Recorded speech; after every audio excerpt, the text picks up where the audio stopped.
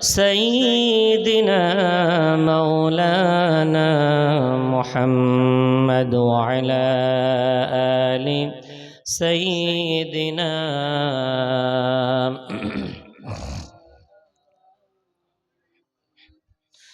देखो जिधर निगाह से, देखो जिधर निगाह से जलवानुमा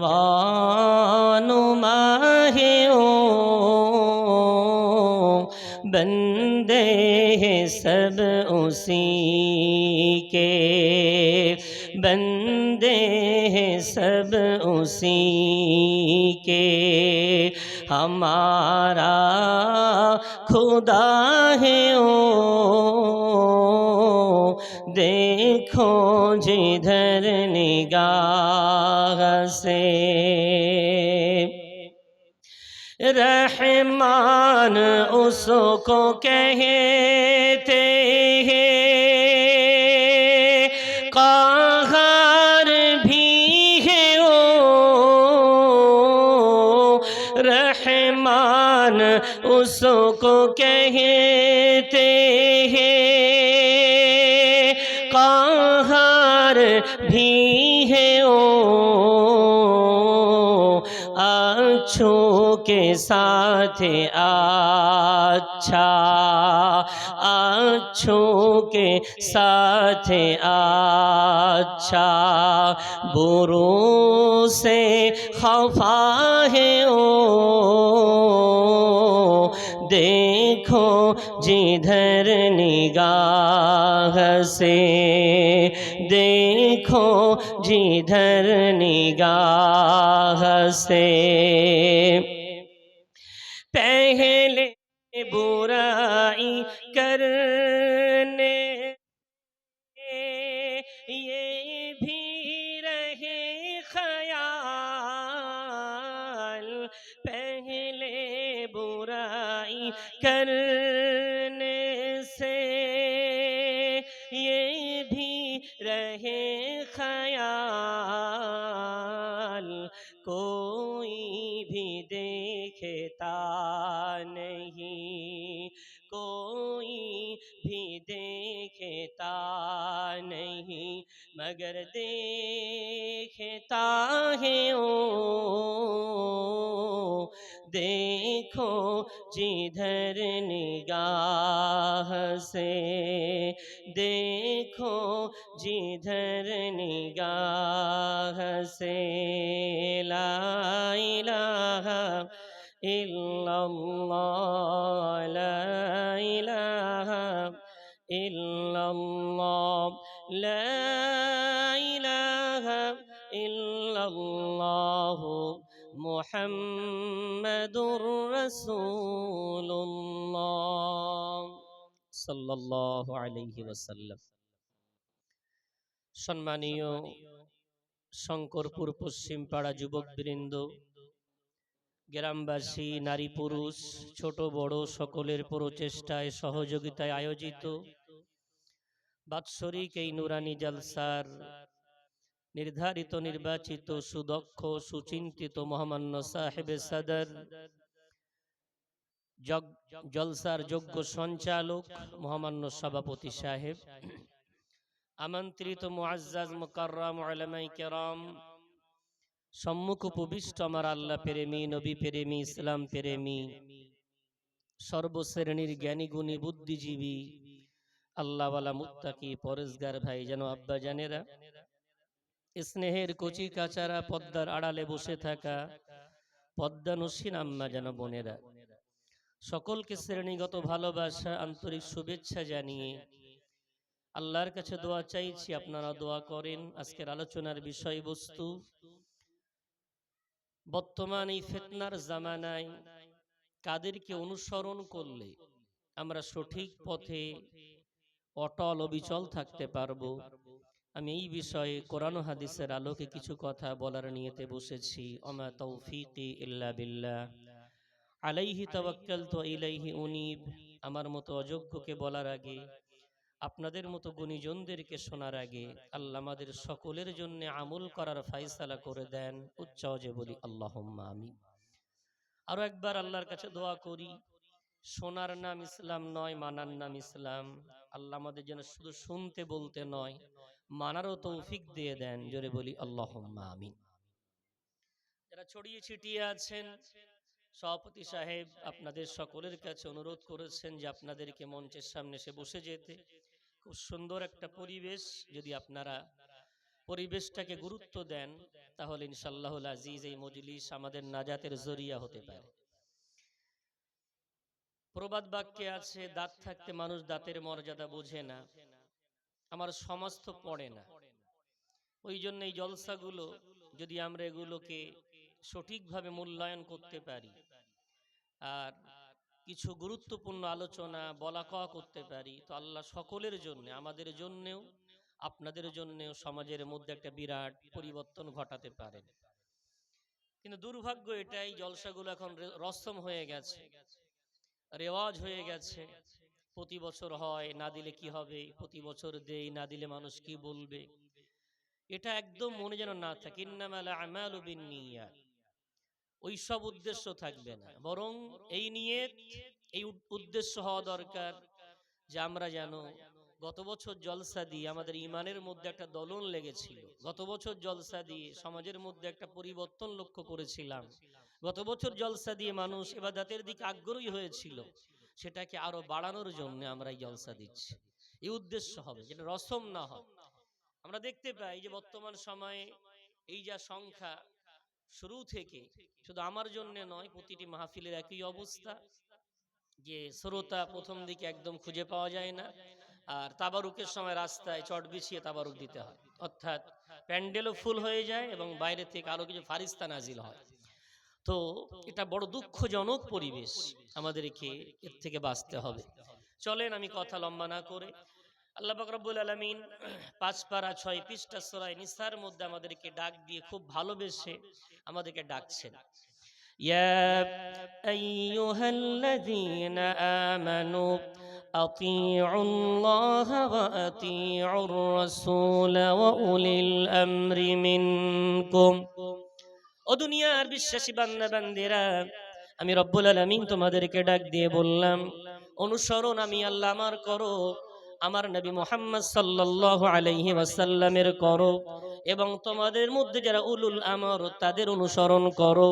আমি আল্লাহ তিনজন বা তিন ধরনের ব্যক্তিকে অনুসরণ করার আদেশ পাক কোরআনে দিয়ে তোমাদের নাজাতের রাস্তা বলে দিলাম। জোরে বলা যাবে না সুবহানাল্লাহ? প্রথম ইত্তেবা হবে আল্লাহ, যেটা আমরা কোরআনের অন্য জায়গায় দেখতে পাই।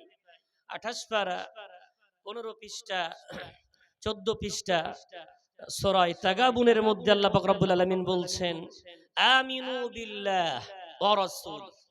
যেভাবে তোমরা আল্লাহর উপরে বিশ্বাস স্থাপন করো, ঠিক এভাবেই তোমরা বিশ্বাস স্থাপন করো তার রাসূল মুহাম্মদ সাল্লাল্লাহু আলাইহি ওয়াসাল্লামের উপর। আমরা যে সবচেয়ে পৃথিবীর দামি সম্পদ ঈমান পেয়েছি, ঈমান সম্বন্ধে আমরা যদি জানতাম, বুঝতাম, এর উপরে আমরা গুরুত্ব দিতাম, তাহলে পৃথিবীতে মাথা নত করে নই, আমরা মাথা উঁচু করে জীবন যাপন করতাম। যদি বলা যাবে না সুবহানাল্লাহ? আমরা জানি না ঈমানের কত মূল্য, ঈমানটাকে আমরা তুচ্ছ ভেবে নিয়েছি। আল্লাহ পাক রব্বুল আলামিন আমাদের মাঝে আর অন্য সম্প্রদায়ের মাঝে এটাই পার্থক্য করেছেন। কোরআনে 1-2 জায়গায় না, বারবার এমন করে ডাক দিয়েছেন। কোথাও আল্লাহ ডাক দিচ্ছেন 2 পারা 11 পৃষ্ঠা, ইয়া আইয়ুহাল্লাযীনা আমানু দুখুলু ফিস-সিলমি কাফা। ও বিশ্বাসী বান্দারা, ইসলাম ধর্মের মধ্যে পূর্ণরূপে প্রবেশ করো। আবার আল্লাহ কোথাও বলছেন, পারা নম্বর 4 পৃষ্ঠা নম্বর 2 সূরার নাম সূরা আলী ইমরানের মধ্যে আল্লাহ বলছেন, ইয়া আইয়ুহাল্লাযীনা আমানুত্তাকুল্লাহা হাক্কা তুকাতিহ। ও ঈমানদারেরা, আল্লাহকে ভয় করার মতো ভয় করো। আবার আল্লাহ ডাক দিচ্ছেন পারা নম্বর 6 পৃষ্ঠা নম্বর 19 সূরার নাম সূরা মাইদা, আল্লাহ বলছেন, আমিনু আমিনু, হে ঈমানদার সম্প্রদায়, তোমরা ঈমান পুনরায় আনো। আমি আল্লাহ তোমাদের ঈমান আনার পরে আবার পুনরায় ঈমান আনতে বলছি। রব্বুল আলামিন এভাবে ঈমানদারদের আবার ঈমান আনতে বলছেন, পূর্ণরূপ ইসলাম গ্রহণ করতে বলছেন। কারণটা কি? আল্লাহ ঈমানদারদের বড় ভালোবাসেন। জোরে বলা যাবে না? আমরা দেখেছি, আমরা যখন আমাদের কলিজার টুকরা প্রিয় সন্তানগুলোকে স্কুলে ভর্তি করতে যাই, মাদ্রাসায় ভর্তি করতে যাই, তো মাদ্রাসার বা স্কুলের হেড টিচার যিনি, মাস্টার যিনি, তিনি প্রশ্ন করেন, ভাই আপনার ছেলেকে কেন স্কুলে ভর্তি করতে এসেছেন? তো আমি আপনি কি বলি? ওকে মানুষের মতো মানুষ বানাতে চাই। বলি না জি? কি বলি? মানুষের মতো মানুষ বানাতে চাই। কারণ হেড টিচার যদি প্রশ্ন করে, আপনার ছেলে কি মানুষের বাচ্চা না? আপনার রাগ হতে পারে কথাটা শুনে। আপনার ছেলে তো মানুষের বাচ্চা, আবার তাকে মানুষ বানাতে হবে কেন? হ্যাঁ, মানুষের বাচ্চাকেই মানুষ বানাতে হয়, পশুর বাচ্চাকে নয়। তো আমরা যে ঈমানদার, আমাদেরকে আবার কেন ঈমান আনতে হবে? আমরা যে ঈমানদার, আমাদের কেন আবার বিশ্বাস করতে হবে? আমরা ঈমানদার, আমাদের কেন পূর্ণরূপ ইসলাম ধর্মে গ্রহণ, ইসলাম ধর্মে প্রবেশ করতে হবে? নিশ্চয়ই তার একটা বিরাট রহস্য আছে। কারণ আল্লাহর কোরআন এমন নয় যে কোনো কথা সেখানে অযৌক্তিক বলা হয়েছে। প্রতিটি কথার নিঃসন্দেহে একটা গুরুত্ব আছে। তাহলে আল্লাহ এগুলো বলছেন মানে আমাদের ঈমানের কিছু ঘাটতি আছে। সেই ঘাটতিগুলো পূরণ করার জন্য আল্লাহ আমাদের ডাক দিলেন। আল্লাহ এভাবে বললেন, ও দুনিয়ার বিশ্বাসী বান্দারা, পারা নম্বর 13 পৃষ্ঠা নম্বর 18 সূরার নাম সূরা ইব্রাহিম। আল্লাহ বলেন, ইউসাব্বিতুল্লাহুল্লাযীনা আমানু বিল কওলিস সাবিতি ফিল হায়াতিদ দুনিয়া ওয়া ফিল আখিরাহ। আমি রব্বুল আলামিন ঈমানদারদের সাথে কথা দিলাম, অঙ্গীকার করলাম, ঈমানদারদেরকে আমি আল্লাহ দুনিয়াতেও ঈমানের উপরে অটল অবিচল রেখে দেব, এবং পরকালে আমি আল্লাহ ঈমানদারদের ঈমানের উপরে অটল অবিচল থাকার তৌফিক দিয়ে দেব। জোরে বলা যাবে না? কাউলে সাবিত, এর ব্যাখ্যায় মুফাসসিরিনগণ লিখেছেন, যারা জবান দিয়ে লা ইলাহা ইল্লাল্লাহ মুহাম্মাদুর রাসূলুল্লাহ সাল্লাল্লাহু আলাইহি ওয়াসাল্লাম জবান দিয়ে স্বীকার করেছে, অন্তর দিয়ে বিশ্বাস করেছে, বাস্তবায়ন করার চেষ্টা চালিয়ে যাচ্ছে, আল্লাহ দুনিয়াতেও তাদেরকে রহমত করবেন, আখিরাতেও করবেন। যদি বলা যাবে না? সাহাবারা বলতেন, হাসিবু আনফুসাকুম ক্বাবলা আন তুহাসাবু, তোমরা তোমাদের হিসাব নিকাশ অগ্রিম করে নাও, ওই কঠিন হিসাব নিকাশ হওয়ার আগে। আমরা একটু ভেবে দেখি, আমাদের ঈমান, আল্লাহ যেটা বলছেন দুনিয়া তো বিচল রাখতে দেবেন, রাখাবেন, তো আমাদের ঈমান আছে না নেই? এর ব্যাখ্যায় বলা যেতে পারে, কোন ঈমানদার যদি কোনো সুসংবাদ শোনে, ঈমানদার সুসংবাদ শুনলে আনন্দ করে নেচে উঠবে না, বাহবা বলবে না, কি বলবে? ঈমানদার সুসংবাদ শুনলে বলবে আলহামদুলিল্লাহ। যেটা বলবেন না? আর ঈমানদার যদি বিপদে পড়ে, সে হুহাতাশ করবে না, আফসোস করবে না, হোঁচট খেলে সে বলবে না উফ, আহ লেগেছে না। ঈমানদার হোঁচট খেলে, বিপদে পড়লে, দুঃখের সংবাদ শুনলে জবান থেকে বার হবে ইন্না লিল্লাহ। যেটা বলা যাবে না? বিশ্বনবী হাবিবুল্লাহ জনাবে মুহাম্মদুর রাসূলুল্লাহ সাল্লাল্লাহু আলাইহি ওয়াসাল্লাম মধুর জবানে বললেন, আজাবান লিআমরিল মুমিন, ঈমানদারদের বিষয়টা বড় আশ্চর্যজনক। সাহাবারা বললেন, কারণটা কি ইয়া রাসূলুল্লাহ, ইয়া হাবিবাল্লাহ? আমার রাসূল বললেন, ঈমানদারদের বিষয়টা এই জন্য আশ্চর্যজনক, ইযা আসাবাতুহুস সাররাউ ফাশাকারা ওয়া ইযা আসাবাতুহুদ দাররাউ ফাসাবারা। ঈমানদার যদি কোনদিন সে খুশি হয়, ঈমানদার কোনো কারণে যদি আনন্দিত হয়, তৎক্ষণাৎ সে আল্লাহর শুকরিয়া আদায় করে। আর ঈমানদার যদি কোনো মুসিবতে পড়ে, দুঃখে পতিত হয়, ঈমানদার তৎক্ষণাৎ সবর করে বলে ইন্না লিল্লাহ। ঈমানদারের দুটোই দিক হলো কল্যাণকর, ওর সুখ ওর জন্য কল্যাণ, ওর দুঃখটা ওর জন্য কল্যাণকর। জোরে বলা যাবে না? ঈমানদার হাতির জাতের মতো, হাতি বাঁচলেও লাখ, মরলেও লাখ, হাতির কোনো লস নেই। ঠিক তদ্রুপ ঈমানদার, সুখে থাকলেও লাভ, দুঃখে থাকলেও লাভ, কোনো ক্ষতি নাই। এখন আমরা ঈমানদার, আমাদের জবান থেকে বিপদে আপদে কি বার হয়, ইন্না লিল্লাহ বার হয় না, হতাশ হয়ে পড়ি, জবান থেকে আমাদের উয়া বার হয়। আর যদি জবান থেকে আল্লাহর কথা বার হয়, একটু আশা রাখতে পারি আল্লাহর উপরে, অবশ্যই আল্লাহ আমাদের ঈমান পরিপূর্ণ করছেন। আর ওই মুমিন বান্দাটা যেন পূর্ণ বিশ্বাস রাখে আল্লাহর উপরে, যেদিন ওই বান্দাটা কবরে চলে যাওয়ার পর কেউ আপন হবে না, না বাপ, না মা, না কোনো সন্তান, না কোনো সন্ততি। মুনকার নাকির যখন তাকে কবরে প্রশ্ন করে বলবে, মার রাব্বুক, বলো না তোমার প্রতিপালকের নাম কি? আল্লাহ পাক রব্বুল আলামিন বললেন, পরকালে আমি আল্লাহ অটল রাখবো।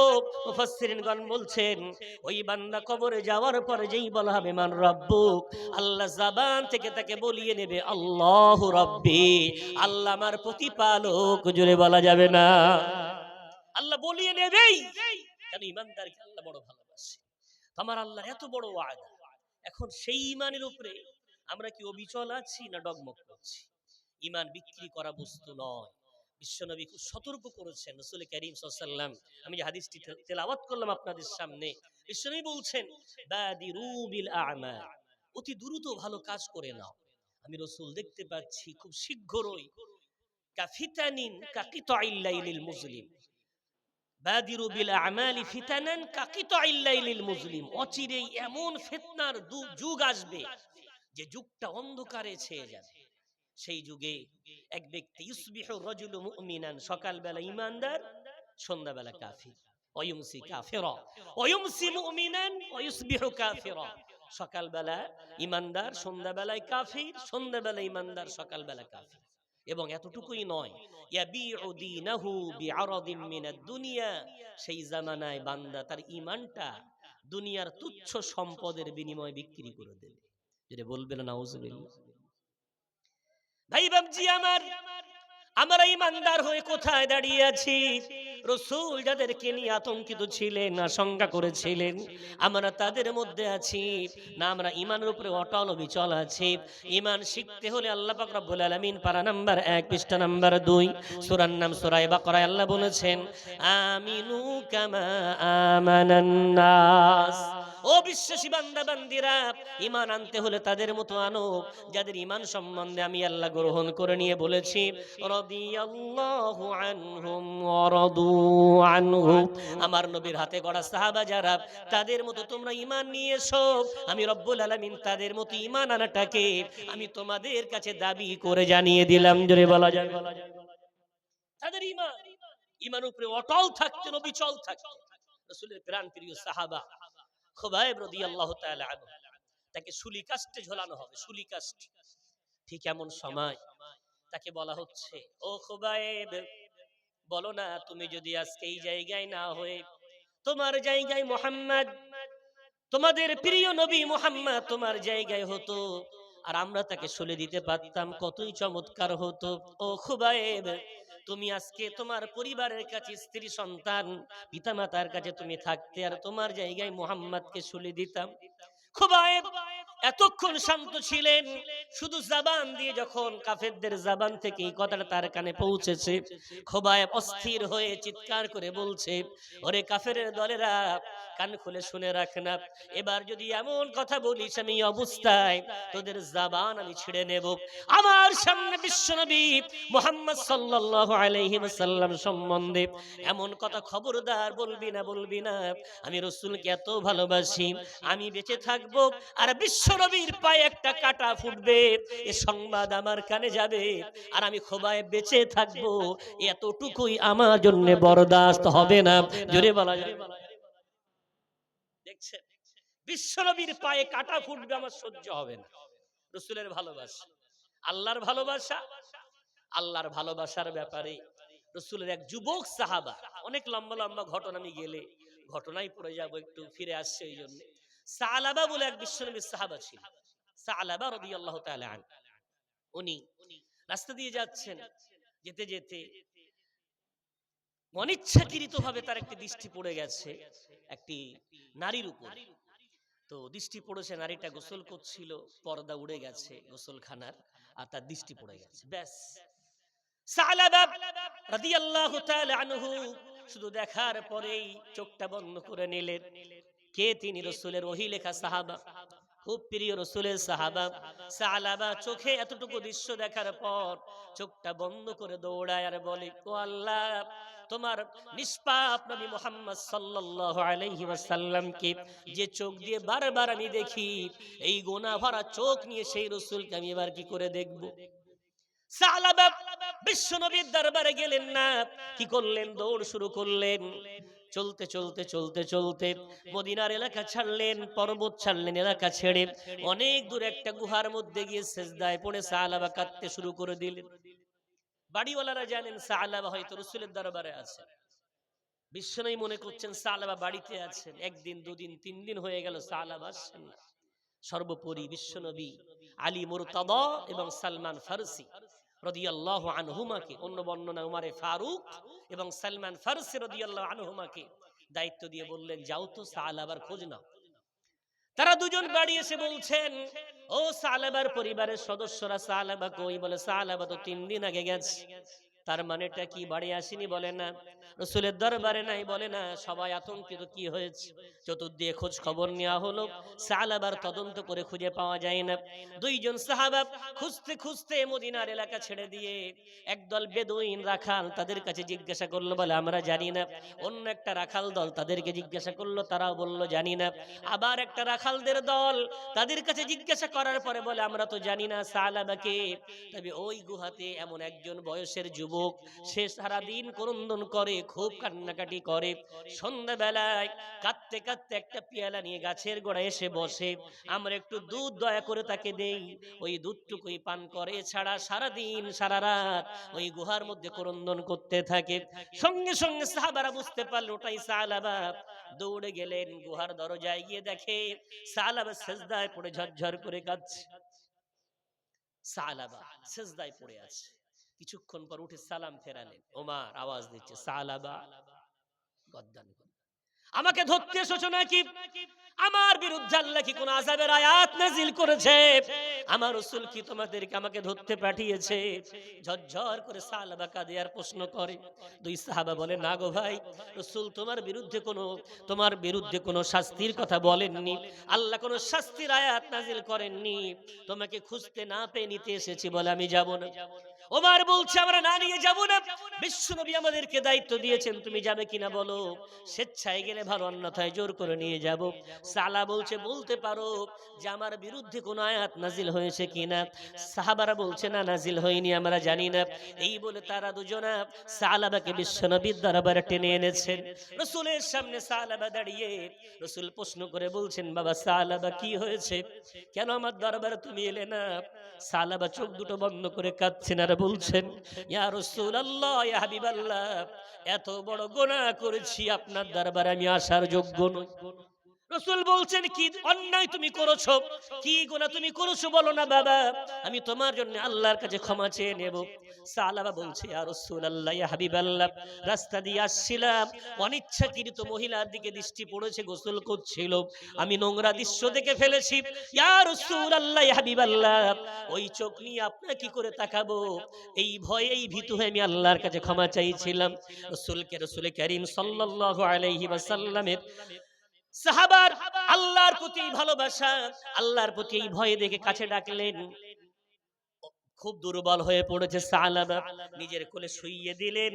আর রাসূল কারীম সাল্লাল্লাহু আলাইহি ওয়াসাল্লাম মাথায় হাত বোলাচ্ছেন আর বলছেন, ও বাবা সালাবা, আমি তোমার জন্য আল্লাহর কাছে ক্ষমা চাইছি। জোরে বলা যাবে না? তোমার জন্য আমি আল্লাহর কাছে ক্ষমা চাই, তুমি এত কাঁদো কেন?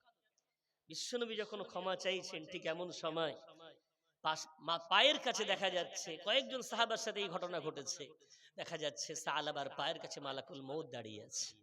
আহারে, বিশ্বনবী মালাকুল মউত কি ইশারা করলেন অন্তিম সময়? বলছে হ্যাঁ। রাসূল কারীম তালকিন করছেন সালাবা, কি কপাল! নওজোয়ান যুবক সাহাবা শুয়ে আছেন বিশ্বনবীর কোলে। রাসূল কারীম তাকে তালকিন করছেন কালিমার লা ইলাহা ইল্লাল্লাহ মুহাম্মাদুর রাসূলুল্লাহ। সালাবার জবান থেকে বার হচ্ছে লা ইলাহা ইল্লাল্লাহ মুহাম্মাদুর রাসূলুল্লাহ। চোখটা রাসূলের চোখের সাথে লেগে আছে। ওই অবস্থায় সালাবার জীবন পাখিটা আল্লাহর কাছে পৌঁছে যাচ্ছে। যদি বলা যায়, সালাবার যখন খাটিয়া তোলা হচ্ছে, রাসূল কারীম নিজে খাটিয়া ধরলেন, ডিঙি মেরে মেরে হাঁটছেন। তো উমারে ফারুক বলছেন, ইয়া রাসূলুল্লাহ এমন করে হাঁটছেন কেন? তো বলছে, সালাবার জন্য আল্লাহর অসংখ্য ফারিস্তা এসেছে, আমি পা ফেললে ফারিস্তার পায়ে পা লেগে যাচ্ছে, আমি রাসূল ওই জন্য ডিঙি মেরে মেরে হাঁটছি, যদি বলা যাবে। দেখছেন, রাসূলের পায়ে কাটা ফুটুক চান না, আল্লাহ পাক রব্বুল আলামিন নারাজ হোক সাহাবারা চাইতেন না। কি ঈমান তাদের! ভাই বাবজি, আজ আমাদের ঈমান এত তুচ্ছ হয়ে গেল। আমি জানি না আপনাদের শঙ্করপুরের অবস্থা কেমন। আমার কাঠিয়াট এলাকায় রিসেন্ট পঞ্চায়েত থেকে, অঞ্চল থেকে কিছু ঘর বেরিয়েছে, তো ঘরে ইনকোয়ারি চলছে। তো ভালো ভালো নামাজি মানুষ, দিনদার মানুষ, আল্লাহওয়ালা মানুষ কি করছে, খবরে পেয়েছে যে এই ঘরে ইনকোয়ারি করতে আসছে, নিজের পাকা বাড়িটাকে তালা মেরে রান্নাঘরে ক্যাতা কম্বল তক্ত বসে রেখে তাতে গিয়ে অবস্থান করছে। দিনদার নামাজি মানুষ। তিনি কোয়ারি করতে এসে বলছে, আপনার ঘর? বলছে, আমি এখানেই থাকি, আমার ঘরটার নেই। বলছে, এই পাকা ঘরটা আমার ভাইয়ের, সে বোম্বে থাকে। কি বলছে? ঘরটা আমার ভাইয়ের কোথায় থাকে? বোম্বে। কত পাবে? 1,20,000 টাকা। ও চাচাজি আমার, ও নওজোয়ান বন্ধু আমার, আমার আম্মা জান, মা বোনেরা, এত দামি ইমানটাকে 1,20,000 টাকায় বিক্রি করে দিলেন। বিশ্বনবী তো এই জন্য আতঙ্কিত ছিলেন। বিশ্বনবী বললেন, এমন একটা ভয়াবহ ফিতনা আসতে চলেছে, সেই ফিতনার সময় সকালবেলা ইমানদার, সন্ধ্যাবেলা কাফির, সন্ধ্যাবেলা ইমানদার, সকালবেলা কাফির, এবং দুনিয়ার বদলে তার ইমান বিক্রি করে দেবে। 45 বছর ধরে ইমানটাকে বানালেন। বাচ্চারা বেলুন নিয়ে খেলে দেখেছেন? ওই বেলুনটাতে হাওয়া দিতে অনেক হাওয়া লাগে ফোলাতে গেলে, কিন্তু বেলুনটা ফাটাতে গেলে, নষ্ট করতে গেলে একটা সিফটি পিন, কথা বলে, যথেষ্ট। একটা কাটা। ও ভাই আমার, ও ইমানদার ভাই বোন আমার, একটু আমার বিবেক নাড়া দিল না, একটু আমার কষ্ট হলো না, আমার মনে একটু আঘাত লাগলো না?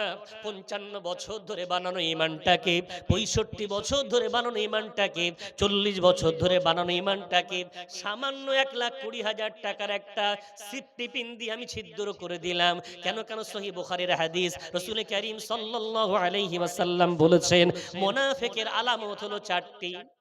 কয়টি? বিশ্বনবী বলছেন, মুনাফিকের আলামত হলো 4টি। নম্বর 1, ইযা ওয়া'আদা খিলাফা। নম্বর 1, ওয়াদা করলে ভঙ্গ করে। ওয়াইযা হাদ্দাসা কাযাবা। নাম্বার 2, কথা বললে মিথ্যা বলে। ওয়াইযা তুমিনা খান, আমানত রাখলে খিয়ানত করে। ওয়াইযা খাসামা ফাজারা, ঝগড়া করলে গালি দেয়। এই 4টে হলো খালিস মুনাফিকের গুণ। সাহাবারা বলছেন, ইয়া রাসূলুল্লাহ, ইয়া হাবিবাল্লাহ, হুজুর, কারো মধ্যে 4টে যদি না থাকে, কোনো একটা যদি থাকে, রাসূল বললেন ওই একটা অংশ হলো নেফাকের অংশ, ওই ঈমানদারের সাথে লেগে গেছে। জোরে বলি নাউজুবিল্লাহ। ঈমানদার মিথ্যা বলতে পারে। ইজা হাদ্দাসা কাযাবা। আহারে, ঈমানদার যদি মিথ্যা বলে, নেফাক চলে এলো। আর জাহান্নামের সবচেয়ে মারাত্মক শাস্তি কাদের জন্য? আল্লাহ কোরআনে বলেছেন, ইন্নাল মুনাফিকিনা ফিদ দারকিল আসফালি মিনান নার। আমি আল্লাহ মুনাফিকদের জাহান্নামের তলদেশে রাখব। কাফেররা মুনাফিকের চেয়ে শ্রেষ্ঠ। কাফেররা মুনাফিকের চেয়ে শ্রেষ্ঠ। কাফেররা জাহান্নামের উপরে থাকবে, আর মুনাফিক তলায় থাকবে। আগুন কোথায় বেশি? নিচে। আল্লাহ কোরআনে স্পষ্ট বলছেন, এই মুনাফিকদের জাহান্নামের তলদেশ ওদের স্টেজ বানিয়েছে। ভাই বাবজি আমার, এখন আপনার মনে হতে পারে, হুজুর আমি তো গরিব মানুষ, আমি কি ঘর নেব না? আমি কি ঘরটা ছেড়ে দেব? আমি না, আমি আপনাকে ঘর ছাড়তে বলছি না। ও ভাই বাবজি, আপনি কি জানেন? না জানলে একটু জেনে নেন, এই মুহূর্তে গোটা পৃথিবী, গোটা মানুষের হাতের মুঠোয়। আপনি যে মিথ্যা বলছেন, এই মিথ্যাটা কেন বললেন? শঙ্করপুরে কটা পাকা বাড়ি, কটা কাঁচা বাড়ি, প্রত্যেকটা সরকার, রাজ্য সরকার, কেন্দ্র সরকার এবং পৃথিবীর যারা অনলাইন মাস্টার, এরা সবাই জানেন, গুগলে সার্চ করবে শঙ্করপুর পশ্চিমপাড়া, সার্চ করলেই ওখানে টোটাল কত ঘর বাড়ি আছে, ঘরগুলো কাঁচা না পাকা, একদম সরকারের সামনে স্পষ্ট। সরকার শঙ্করপুরে 10টা ঘর দিয়েছে, মানে জেনেই দিয়েছে পাকা বাড়ি আছে, তারপরেও দিয়েছে। কেন? এখান থেকে ফর্ম ফিল আপ করেছিল তখন 10 বছর আগে, 7 বছর আগে, তখন কাঁচা বাড়িওয়ালা ছিল, এখন পাকা বাড়ি করে ফেলেছে।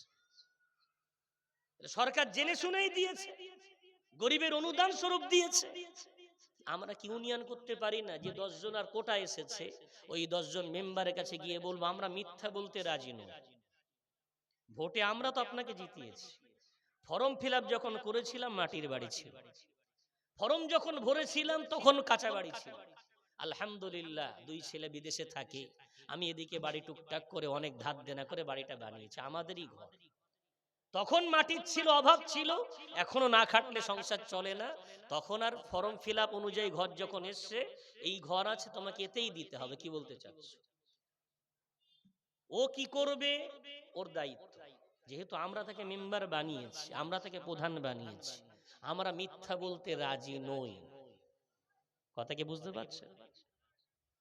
আমরা যদি ইউনিয়ন করে তাকে বাই পেশা যদি বলি তো মেম্বার, ওর একটা কলমের শুধু সই লাগবে, ও বলবে হ্যাঁ ও পাওয়ার যোগ্য, তো ব্যাস হয়ে গেল। কেন আমি এই চিটিংবাজির আশ্রয় নিয়ে আমার ইমানটা নষ্ট করব? ভাই বাবজি আমার, তাহলে ইমান এত তুচ্ছ বিষয় নয়, ইমান অনেক দামি জিনিস, এটা নষ্ট করা যাবে না। ইমান অনেক কষ্ট করে বানাতে হয়।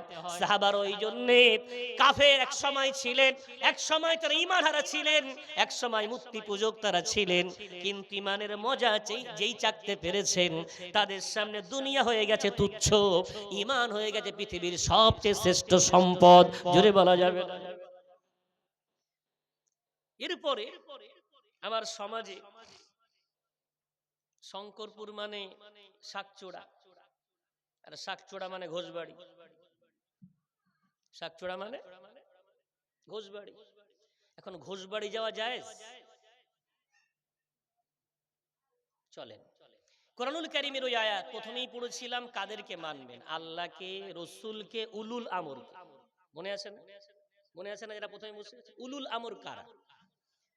আব্দুল্লাহ বিন আব্বাস রাদিয়াল্লাহু তাআলা আনহু রাইসুল মুফাসসিরিন, তিনি বলছেন উলুল আমর এর অর্থ হলো আহলুল ইলমি ওয়াল ফিকহি। আল্লাহ পাক রব্বুল আলামিন যাকে ইলম দিয়েছেন এবং শরীয়তের পূর্ণ জ্ঞান দিয়েছেন, এই মানুষগুলো হলো উলুল আমর। জোরে বলা যাবে না? উলুল আমর সম্বন্ধে উলামাদের একমত, যাদের জাহিরি এবং বাতিনি ইলমকে আল্লাহ সমন্বয়ে নেওয়ার তৌফিক দিয়েছেন, তারাই হলো উলুল আমর। ইমাম মালিক রাহমাতুল্লাহ আলাইহি, 4 ইমামের এক ইমাম, চেনেন না আপনারা? চেনেন না? ইমাম মালিক, তার একটা উক্তি আছে, তিনি বলেছেন মান তাসাওয়াফা ওয়া লাম ইয়াতাফাক্কাহ ফাকাদ তাজান্দাকা ওয়া মান তাফাক্কাহা ওয়া লাম ইয়াতাসাওয়াফ ফাকাদ তাফাসসাকা ওয়া মান জামাআ বাইনাহুমা ফাকাদ তাহাক্কাকা। ইমাম মালিক রাহমাতুল্লাহ আলাইহি বলছেন, কেউ সুফি অর্থাৎ তাসাউফ শিক্ষা অর্জন করলো, কেউ বাতিনি জ্ঞান অর্জন করলো, জাহিরি জ্ঞান অর্জন করলো না, ওই ব্যক্তিটা ফাকাদ তাজান্দাকা, কাফের হয়ে যাবে। নাম্বার 2, কোন ব্যক্তি শুধু জাহিরি জ্ঞান অর্জন করলো ওয়ালাম ইয়াতাসাওয়াফ এবং বাতিনি জ্ঞান অর্জন করলো না, ফাকাদ তাফাসসাকা, ফাসিক হয়ে যাবে। ওমান জামাআ বাইনাহুমা, আর যে ব্যক্তি জাহিরি এবং বাতিনি দুটোই জ্ঞান সমন্বয়ে অর্জন করবে, ফাকাদ তাহাক্কাকা, সেই যোগ্য আলেম বলে বিবেচিত হবে। জোরে বলা যাবে না? জাহিরি জ্ঞানও থাকবে, বাতিনি জ্ঞানও থাকবে, এই ব্যক্তি হলো যোগ্য আলেম, ইনি হলেন উলুল আমর। ভাই বাবজি, আল্লামা হুজুর উলুল আমর ছিলেন বলে মনে হয়? কথা বলে। আমার সমাজ এরা কি করে? এ সমাজের নিয়ম হচ্ছে এরা পালন করতে জানে, মানতে জানে না। আবার একবার বলছি, পালন জানে, মানা জানে না। পালন, নবী দিবস পালন হচ্ছে, ইসালে সওয়াব পালন হচ্ছে, শবে বরাত পালন হচ্ছে, শবে কদর পালন হচ্ছে, ঈদ পালন হচ্ছে, মানছি কজন? ব্যথা নেন না, কষ্ট নেন না। হয়তো অনেকের বয়সের ছোট হতে পারি, অনেকের সমবয়স আমার বন্ধুরা নওজোয়ান ভাইয়েরা বসে আছেন। আমি নিজের চোখে দেখেছি, সব রাতের রাত্রে আমি মাহফিল থেকে বাড়ি আসছি, আল্লাহ হুজুরের রওজার চৌরাস্তা 90 বিরাট ভিড়। কি ব্যাপার? জিয়ারাত চলছে, ওদিকে গাড়ি যাবে না। একদল যুবক রাত 2টোর সময় আল্লাহ হুজুরের রওজা জিয়ারাত করার পর বাইকের তেল ওদের পরিপূর্ণ করা, জিয়ারাত করে সিগারেট ফুঁকছে দেখলে আপনার কলিজায় আগুন লেগে যাবে। মা বাপের কবর জিয়ারাত করে না বিয়াদব। কোথায় গেছে? আল্লাহ হুজুরের রওজা জিয়ারাত করতে গেছে। কেন? সবে রাতের রাত্রে ওলিদের কবর জিয়ারাত করলে ফয়েজ পাবে। আর 2টোর সময় কি করছে? সিগারেট টান দিচ্ছে। ভাই বাবজি আমার, আল্লামা হুজুর পালন করার জন্য না মানার জন্য? বারবার শুনেছেন হুজুরের জীবনী। আমি গুনাহগার, আমার জীবনে মনে হয়েছে বসিরহাট মানুষের জন্য, এলাকার মানুষের জন্য আল্লাহর বড় নিয়ামত, যেটা বলা যাবে না। হুজুরকে রব্বুল আলামিন এত ভালোবেসেছেন। হুজুরের জীবনী পড়ে দেখবেন, মুস্তাফা আব্দুল কাইয়ুম, ডক্টর মুস্তাফা আব্দুল কাইয়ুম কর্মবীর, আল্লামা রুহুল আমিন রাহমাতুল্লাহ আলাইহির কিতাব, এভাবে হুজুরের যত জীবনী আছে একটু পড়ে দেখবেন।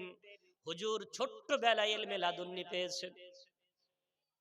টাকি নারায়ণপুর থেকে হেঁটে আসতেন শাহী মসজিদ। আল্লামা হুজুরের শিক্ষক সুফি আব্দুস শফি রাহমাতুল্লাহ আলাইহি। তো হুজুর আস্তে আস্তে রাস্তায় ক্লান্ত হয়ে পুকুর ধারে একটু বিশ্রাম করছে, ঘুমিয়ে পড়েছে। হুজুরে বলছে, স্বপ্নে আমি দেখতে পাচ্ছি আমাকে কেউ বলল গালটা হা কর। আমি গাল হা করলাম, আমার গালে থুতু দেয়া হলো। আমি ওই অবস্থায় কিছুক্ষণ পর ঘুম থেকে উঠে যখন হুজুরের ক্লাসে এলাম, ছাত্ররাও বলছে, হুজুরও বলছে, রুহুল আমিন তোমার গাল দিয়ে আতরের সুগন্ধি বার হচ্ছে। জোরে বলা যাবে না? ও রুহুল আমিন, কি ব্যাপার, তুমি কি আতর খেয়ে এসেছো? আমি রুহুল আমিন তখন বললাম, না তো হুজুর, আমি আতর খাইনি। তবে রাস্তায় ক্লান্ত ছিলাম, একটু ঘুমিয়ে পড়েছিলাম, পায়ে হেঁটে আসছিলাম, স্বপ্নে এমন দেখলাম। হুজুর বললেন, বাবা স্বপ্ন যদি এমনটাই হয়, চলো তোমার আব্বার কাছে আমি নিয়ে যাই। হুজুর আব্বার কাছে হুজুর গেলেন, যাওয়ার পরে বললেন, ও বাবা, আমি তোমার সন্তানকে পড়ানোর যোগ্য নই। আব্বা জান কেঁদে ফেলেছেন। কি ব্যাপার, অন্যায় করেছে, বহিষ্কার করে দিচ্ছেন? বলে, না, আপনার ছেলেকে পড়ানোর মতো এলেম আমার নাই। আপনার সন্তানকে আল্লাহর তরফ থেকে ইলমে লাদুন্নি দেয়া হয়েছে। জোরে বলা যাবে? ইলমে লাদুন্নি কোরআনুল কারীমে উল্লেখ করা হয়েছে। কোরআনুল কারীম আপনারা পড়েন কিনা জানি না। আমাদের সমাজ কোরআন পড়ে, মানুষ মারা গেলে মাইয়েতের মাতার কাছে। যখন পড়ছে ওর ওঠারও ক্ষমতা নেই, নড়ারও ক্ষমতা নেই, চলারও ক্ষমতা নেই। কোরআন ওই জন্য নাজিল হয়েছিল। কোরআন নাজিল হয়েছিল বেঁচে থাকতে থাকতে কোরআনটা যদি শুনতে, কোরআনটা পড়তে, তোমার এই পরকালের কোরআন শোনাতে হতো না, তোমার হৃদয়টাও তাজা থাকতো, পরকাল এই কোরআন তোমার শাফাতকারী হতো। এটা বলা যাবে না? আমি বলছি না যে আপনারা মাইয়েতের কাছে কোরআন পড়াবেন না, আমি বলছি না এটা, কিন্তু হয়েছে কি, আমরা কি নিয়েছি মাইয়েতের সামনে গিয়ে কোরআন। বেঁচে থাকতে কোরআন শুনি আমরা। পাশে কত মাদ্রাসা আছে, মাদ্রাসা ইসালে সওয়াবে যায়। আপনাদের পয়সায় মাদ্রাসা চলে, আল্লাহর কসম খেয়ে বলছি, আপনাদের পয়সায় মাদ্রাসা চলে। কোনোদিন মনে হয়েছে এই মাদ্রাসায় আমি সদস্য 100 টাকা দেই, 500 টাকা দেই, 1000 দেই, যাই দেই, একদিন কাজ নেই, সকালবেলা কাজে যাইনি, একটু মাদ্রাসায় হিফজখানায় ক্লাসে হুজুরকে বলি, হুজুর আমি একটু এসছি, একটু বসতে পারি? আমি কোরআন শুনতে এসছি। বসে বসে কোরআন শুনলে তো আল্লাহকে বলতে পারতেন, আল্লাহ শুধু কোরআনের প্রতিষ্ঠানে সাহায্য করিনি, আমি কোরআন শোনার একজন পাগল পারা ছিলাম। যদি বলা যায়, আব্দুস শফি সাহেব মারহুম, তিনি হুজুর আব্বাজানকে বললেন, আপনার সন্তানকে আমি পড়াবো না, আলিয়ায় ভর্তি করা লাগবে। হুজুর আলিয়ায় ভর্তি হয়ে গেলেন। আলিয়ায় তখন ফিস দিয়ে পড়া লাগতো, কিন্তু হুজুর প্রতি বছর এ প্লাস ফার্স্ট ক্লাস পাস একটা নাম্বার মাস্টাররা কাটতে পারতো না। জোরে বলা যাবে? সেই সময় ইংরেজ শাসকরা হুজুরকে স্কলারশিপ দিত। এভাবে হুজুর আল্লামা বড় হলেন, ইলমে জাহিরি, ইলমে বাতিনি, কামালাত, শীর্ষ চূড়ায় পৌঁছে গেলেন। আল্লাহ তাকে এত ইলম দিয়েছিলেন। হাফেজ কোরআনের তো বহু হয়, হাদিসের হাফেজ। আমি যখন নাদোয়াই পড়ি, একটু ভুল আপনাদের ভেঙে দিই। ভুলটা কি? আপনাদের দোষ না, আসলে আপনাদের কান ভাঙানো হয়। সমাজের মানুষ সাধারণই হয়, কি বলে, সাদা সিধা মানুষ।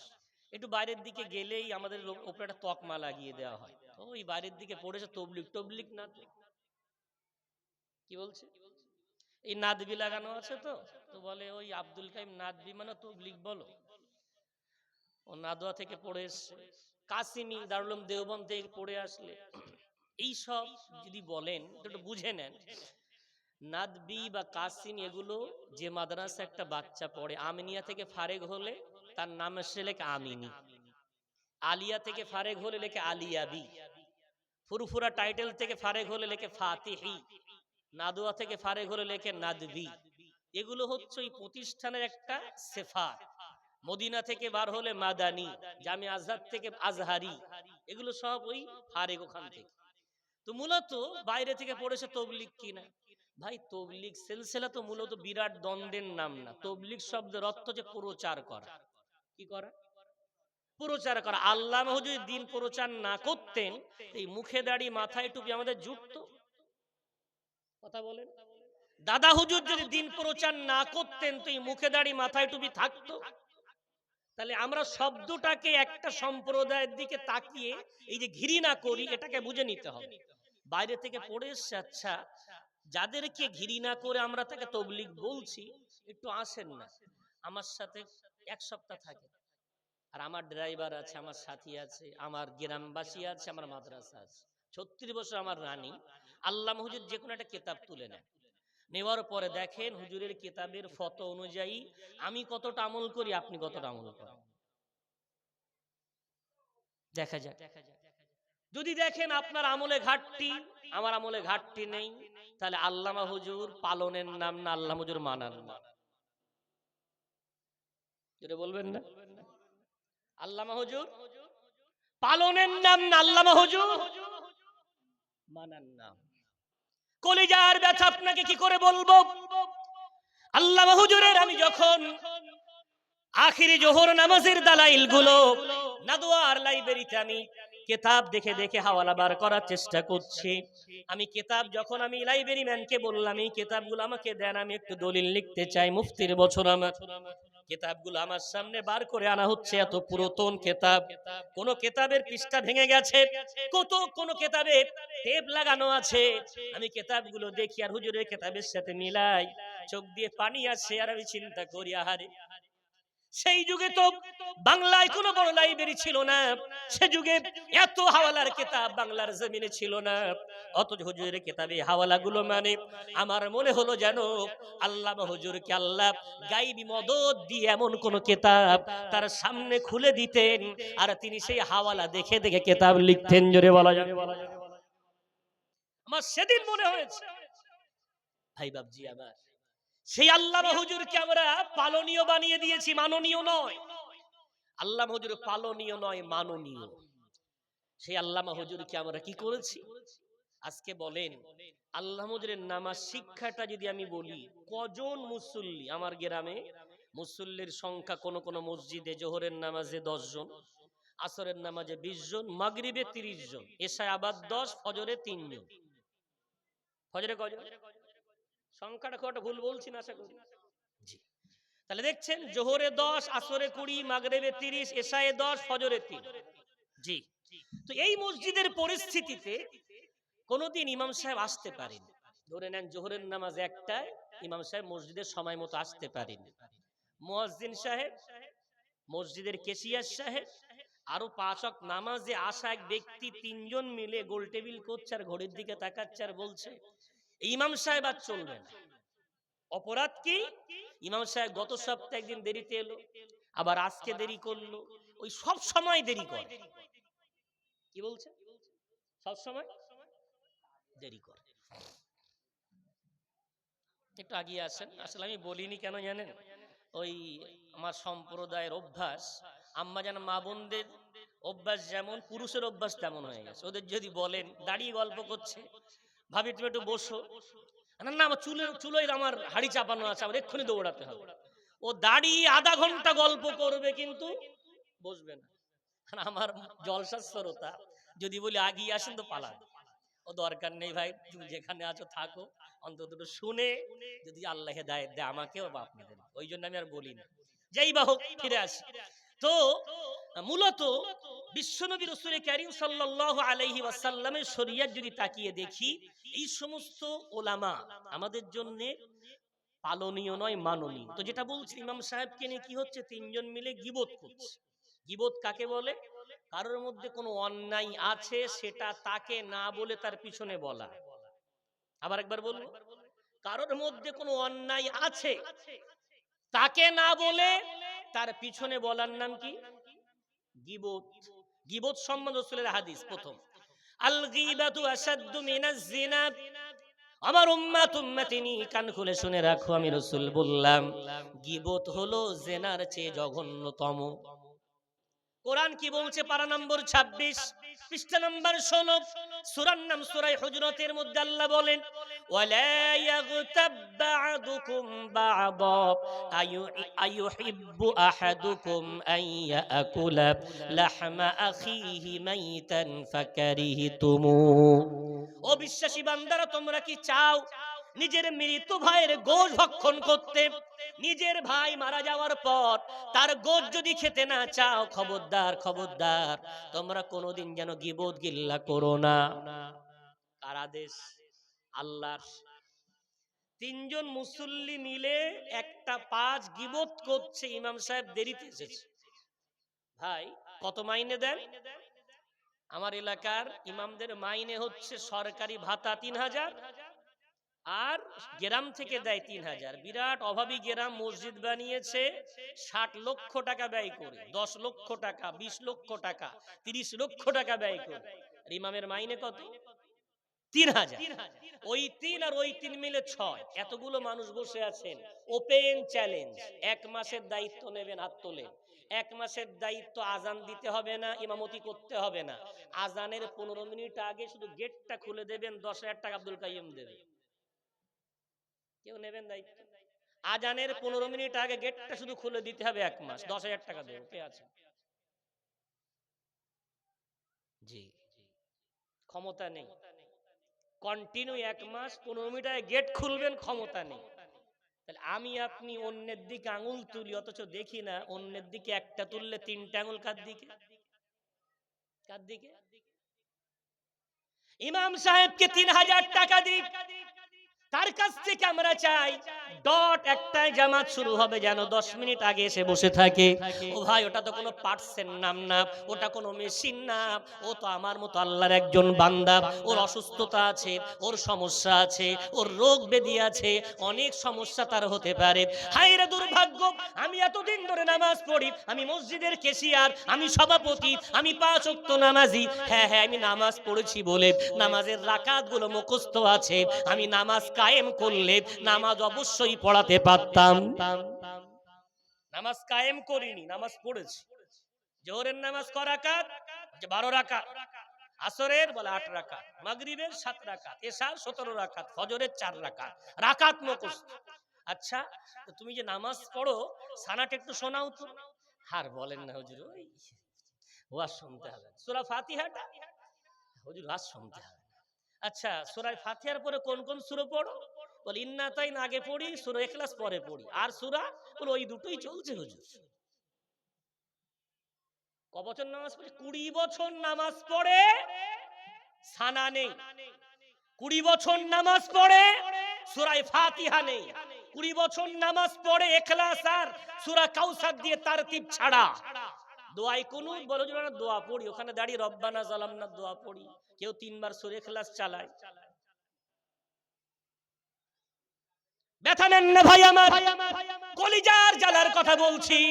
আল্লামা হুজুর পালনের নাম নয়, আল্লামা হুজুর মানার নাম পরিষ্কার। আল্লামা হুজুরের নামাজ শিক্ষায় লেখা আছে, সো সেজদার অধ্যায়টা একটু পড়ে নেবেন। কখন সাজদায় সো করতে হয়, সো সেজদা করতে হয়। সো সেজদার পরিষ্কার মসলা হলো, ওয়াজিব যদি নামাজের মধ্যে ছেড়ে দেয়, কোন জিনিস বাড়ায় কমায়, তখন তাকে সো সেজদা করতে হয়। দোয়ায় কুনুত পড়া ওয়াজিব। দোয়ায় কুনুত পড়া ওয়াজিব। ওয়াজিবের মশলা কি? ইচ্ছাকৃত কেউ ওয়াজিব ছাড়লে তার নামাজ হবে না। বোঝাতে পেরেছি? ইচ্ছাকৃত কেউ ওয়াজিব ছাড়লে তার নামাজ হবে না। অনিচ্ছাকৃত ভুলবশত ছেড়ে দিলে সেজদা করতে হবে। এখন বলেন, নামাজ ধরেছে 25 বছর বয়স, এখন বয়স 40, এখনো ওই দোয়ায়ে কুনুতটা মুখস্থ করিনি, তাহলে ইচ্ছায় দোয়ায়ে কুনুত ছেড়ে দিচ্ছে না অনিচ্ছায়? অক্সিজেন কখন দিতে হয়? যখন স্বাভাবিক অবস্থায় শ্বাস নিঃশ্বাস নেওয়ার সমস্যা, তখন অক্সিজেন দাও। কথা বুঝতে পারছেন? তাহলে সূরা ইখলাস 3 বার পড়েছেন, অন্য দোয়া পড়েছেন কেন? সবে নামাজ ধরেছেন, এক্ষুনি অনেক দোয়া দরুদ মুখস্থ করতে কষ্ট, তো চালানোর জন্য অক্সিজেন লাগিয়ে রেখেছেন। ওই অক্সিজেন যদি 15 বছর লাগিয়ে রাখেন, তো দুনিয়ায় যদি বাঁচতে না পারেন, আখেরাত বাঁচবে তো? ভাই বাবজি আমার, আঙুল তোলার বিরাট শখ, তাই বৈঠকে বসে ক্রিং ক্রিং করে আঙুল তোলে।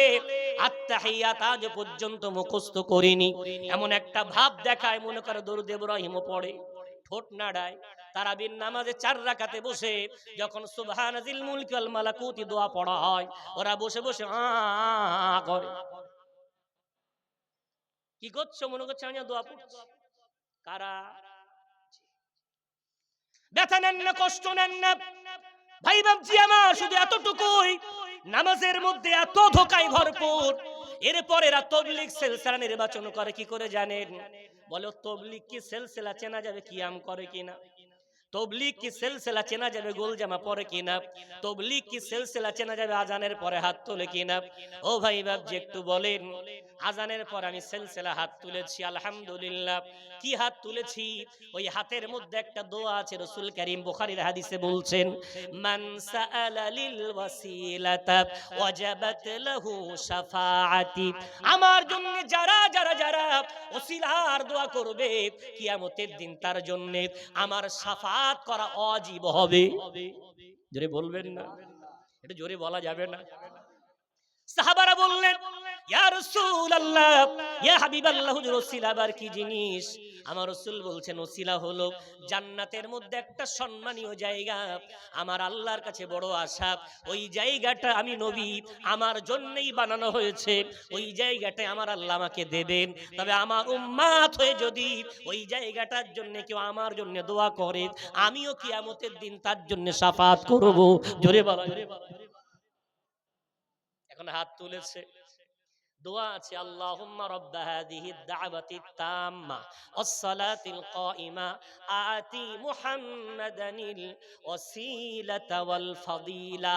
ওগো আমার আল্লাহ, আমার নবী মুহাম্মদ সাল্লাল্লাহু আলাইহি ওয়াসাল্লামকে ওসিলা নামে ওই সম্মানীয় স্থানটা আল্লাহ তুমি দিয়ে দিও। আমি তার উম্মত হয়ে তোমার কাছে দোয়া চাই, আর তার উম্মত হয়ে দোয়া চাইছি মানে তিনিও আমার জন্য শাফাত করবেন। জোরে বলো।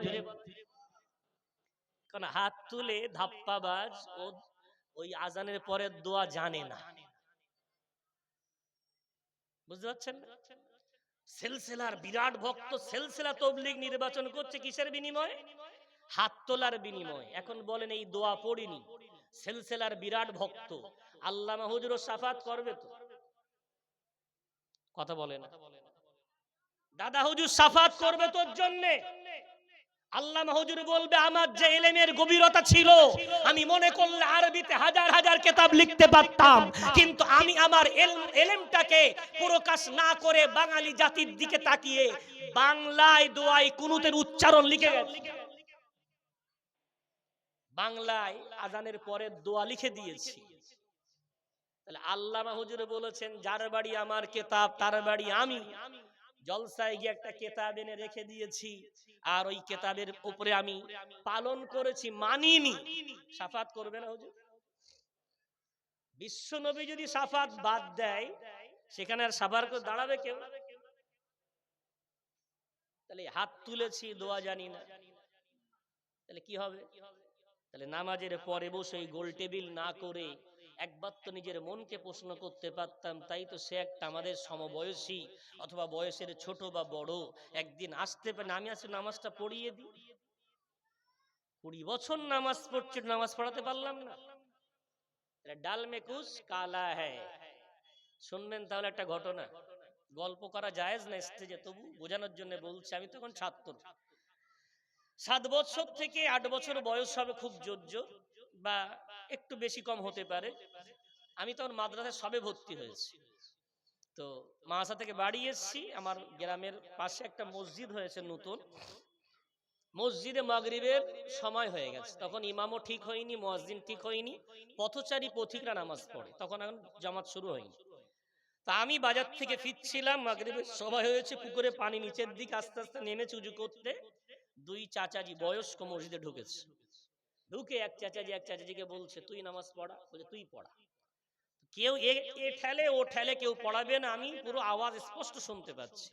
সর্বোপরি এক চাচাজি বলছে, আমি পড়াতে পারি, ভুল ধরলে হবে না। কিন্তু কি বলছে, ভুল ধরলে হবে না। আমি তখন ছাত্র মানে বদমাইশ একটু থাকে, ওই বদমাইশ শুনবো কি করে নামাজ পড়ে। আমি যাচ্ছি না, গেলেই তো আমার বললো মাসার ছেলে আমাকে আগিয়ে দেবে। আমি যাচ্ছি না, দেখি শুরু করলো, তকবীর দিল তো আল্লাহর গজব পড়া তকবীর, আল্লাহু আকবার আল্লাহু আকবার আল্লাহু আকবার আল্লাহু আকবার আশহাদু আল্লা ইলাহা ইল্লাল্লাহ। যাক হলো। এরপর নামাজ শুরু করেছে। মজার বিষয় দেখেন, আল্লাহু আকবার। এবার কিরাত টিরাত তো পড়লো, আল্লাহ ভালো জানে কি পড়লো। রুকুতে যাচ্ছে, আল্লাহু আকবার, রুকুতে উঠছে, আল্লাহু আকবার। মজার বিষয়, আমি উজু করে যখন উপরে উঠেছি তখন 3 রাকাত হয়ে যাচ্ছে, তো সালাম ফেরাচ্ছে, আল্লাহু আকবার আল্লাহু আকবার, সব আল্লাহু আকবার। যেই আল্লাহ সালাম ফিরে পিছনটা লাফ মেরে উঠে বলছে, তুই এরকম নামাজ পড়ালি? প্রথম বলেছেন ভুল ধরলে হবে না। ভাই বাবজি আমার ব্যথা নেন না। হয়তো আপনার একটা হাসি মনে হতে পারে, আপনি একদিন দাঁড়িয়ে দেখবেন ওই জায়গা কত কঠিন। 5 মিনিট দেরি করেছে বেচারা, কত কথা বলা যায়, কত গীবত করা যায়। জিনার চেয়ে জঘন্যতম অপরাধ ওই মসজিদে বসে করছি, নিজের মৃত ভাইয়ের গোশ সেখানে বসে ভক্ষণ করছি। কি হচ্ছে ভাই?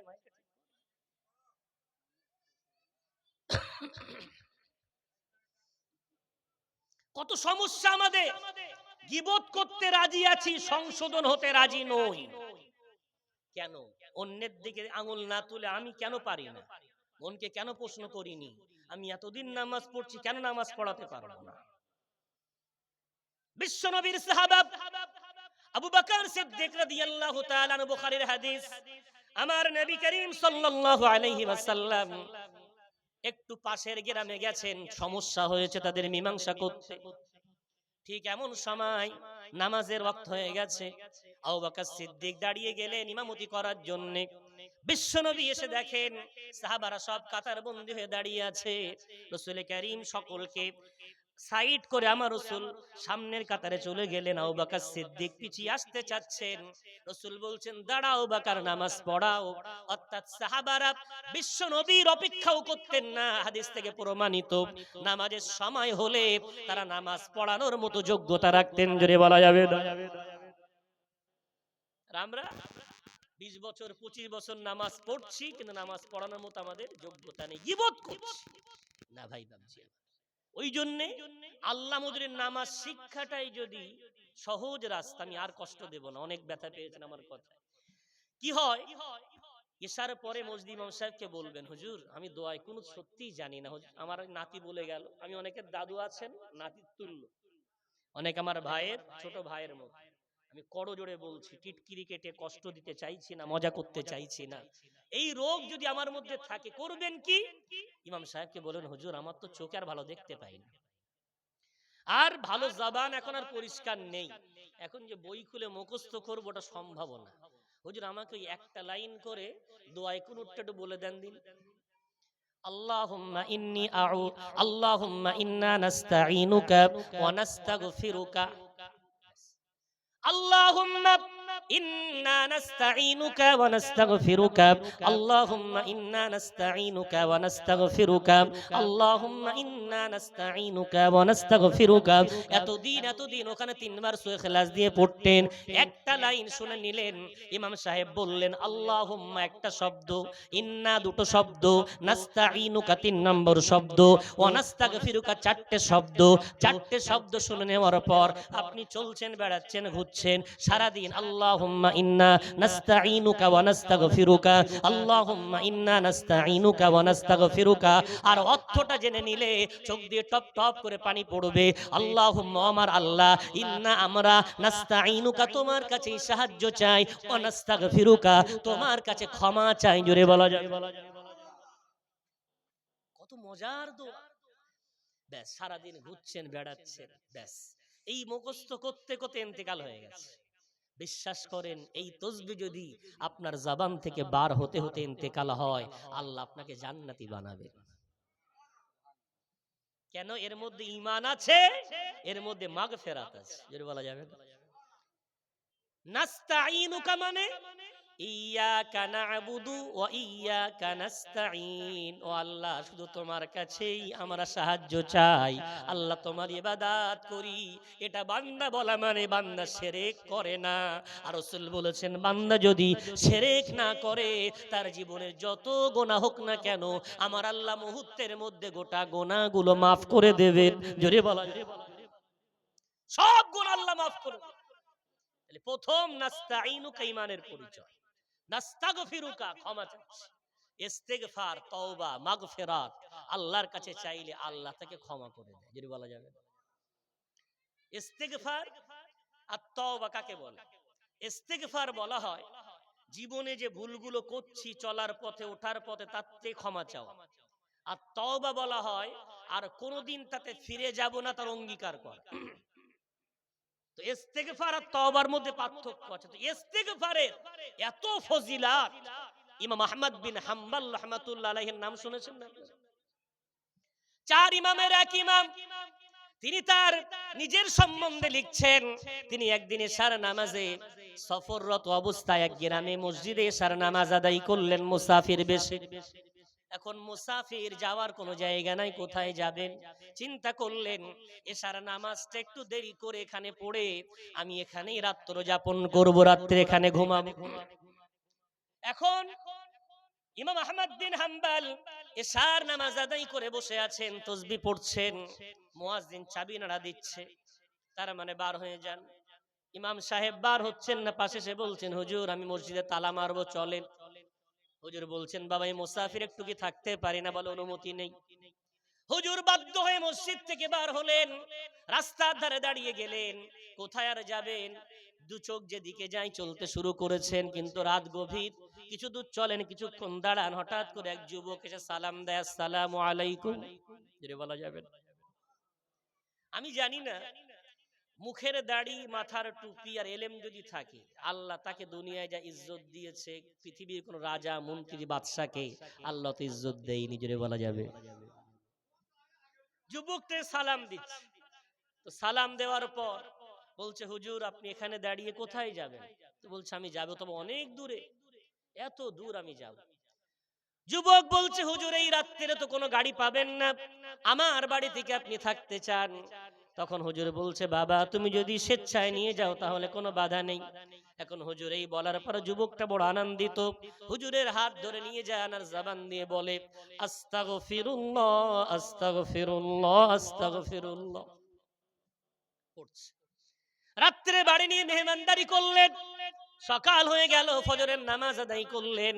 হুজুর বিদায় জানিয়ে দিয়ে বিদায় নিচ্ছেন। এখন হুজুর কাগাতে গিয়ে আবার যুবকটা পড়ছে, আস্তাগফিরুল্লাহ, আস্তাগফিরুল্লাহ, আস্তাগফিরুল্লাহ। কি ব্যাপার ও যুবক, আমি তোমার বাড়ি থেকে বিদায় নিয়ে চলে যাই, তোমার কাছে শুনতে চাই। ও যুবক, বলো না, বলো না, তুমি এত আস্তাগফিরুল্লাহ পড়ো, এর কোন উপকার তুমি দুনিয়ায় দেখতে পেয়েছো নাকি? যুবকটা বলছে, হুজুর কি বলবো, আমার জীবনের ঘর বাড়ি, ব্যবসা বাণিজ্য, বিষয় সম্পত্তি, আল্লাহ যা কিছু দিয়েছেন এ সব এই আস্তাগফিরুল্লাহর বরকত। রে বলা যাবে, যা কিছু দেখতে পাচ্ছেন হুজুর এ সব আস্তাগফিরুল্লাহর বরকত। আমি আল্লাহর কাছে এই তাসবিহটা পড়ি, আর এই তাসবিহ পড়ার পরে যেটাই চাই আল্লাহ আমাকে সেটাই দেন। শুধু হুজুর একটা আশা আমার পূরণ হয়নি, বলে বাবা সেই আশাটা কি বলো না, আমি একজন মুসাফির, তোমার জন্য একটু দোয়া করে যাব। অনেক মেহমানদারি করলে বাবা আল্লাহ মুসাফিরের দোয়া কবুল করেন। বাবা বলো না তোমার সেই পুণ্য যে আশাটা পূরণ হয়নি সেই আশাটা কি? ওই সময় যুবকটা বলছে হুজুর আমার মনে বড় আশা, আল্লাহকে বারবার বলি গো আল্লাহ আমি জানি না শেষ ইমাম আহমদ বিন হাম্বল 4 ইমামের এক ইমাম তিনি কোথায় অবস্থান করেন, আল্লাহ আমি তোমার কাছে কাকুতি মিনতি জানাই, এত বড় তোমার মাহবুব বান্দা আল্লাহ তার সাথে আমাকে দেখা না করিয়ে আল্লাহ কোনোদিন আমাকে যেন মৃত্যু দিও না। এই দোয়াটা এখনো করি কিন্তু এখনো তার সাথে আমার মোলাকাত হয়নি। এই যেই বলেছে হুজুর তাড়াতাড়ি করে যুবকটাকে নিজের বুকে জড়িয়ে ধরেছে। হুজুরও কাঁদে। ওই সময় যুবকটা বলছে হুজুর কাঁদেন কেন, আমি কি কোনো কষ্ট দিয়ে ফেললাম? হুজুর বলছে বাবা আল্লাহর কাছে এমন অভিযোগ করতে নাই যে আল্লাহ বান্দার ডাকে সাড়া দেয় না। তুমি তাহলে এত দোয়া করেছো বলে আমাকে আল্লাহ বাধ্য করে গত রাত্রে এশার নামাজ এখানে পড়িয়েছে, তোমার বাড়িতে রাত্র যাপন করিয়েছে, মেহমান তোমার ঘরে আমাকে হওয়ার সুযোগ দিয়েছে, এ সব আমার আল্লাহর শান। ও বাবা আজ থেকে আর তুমি বলবে না তোমার ওই ইচ্ছাটা পূরণ হয়নি, আমি সেই আহমদ বিন হাম্বল তোমার সেই প্রিয় মেহমান। একটু জোরে বলা যাবে? জোরে বলা যাবে না? দেখেছেন? তাহলে দোয়ায় কুনুত অনেক কঠিন জিনিস না, প্রতিদিন এমন করে নিলাম আল্লাহুম্মা ইন্না নাস্তাঈনুকা ওয়া নাস্তাগফিরুকা, পরের দিনে অনুমিনু বিকা ওয়া নাতাওয়াক্কালু আলাইকা, অনুমিনু বিকা ওয়া নাতাওয়াক্কালু আলাইকা, অনুমিনু বিকা ওয়া নাতাওয়াক্কালু আলাইকা। আপনি এভাবে টুকটুক করে যদি এক সপ্তাহ মেহনত করেন ইনশাআল্লাহ ওই দোয়ায় কুনুতটা আপনার মুখস্থ হয়ে যাবে। জোরে বলা এক এক সপ্তাহ অক্সিজেন অন্য কিছু দিয়ে চালাবে ইনশাআল্লাহ এক সপ্তাহের মধ্যে মুখস্থ হবে। আর মুখস্থ পরিপূর্ণ হয়নি যতটুকু হয় ততটুকুই সূরা ইখলাস এটা সেটা না পড়ে ওখানে ওইটা পড়লে আল্লাহুম্মা ইন্না নাস্তাঈনুকা ওয়া নাস্তাগফিরুকা ওয়া নু'মিনু বিকা ওয়া নাতাওয়াক্কালু আলাইকা। এখন প্রতিদিন যেমন কাজে যাওয়ার আগে আপনাকে নিড়েন কোদাল এগুলো শান দিতে হয়, আপনার মনেও একটা টার্গেট থাকবে আমি গতদিন এই পর্যন্ত পড়েছি, এরপরে সারা দিনে দুটো শব্দ বাড়াবো ইনশাআল্লাহ আপনার নামাজ এক মাসের মধ্যে সুন্দর হয়ে যাবে। ইমাম সাহেব এলো বা নাই এলো, কোন ইমাম মসজিদে থাক বা না থাক আর আপনার ভয় লাগবে না, মুয়াজ্জিনকে বলবেন তাকবীর দেন আমি নামাজ পড়িয়ে দিচ্ছি।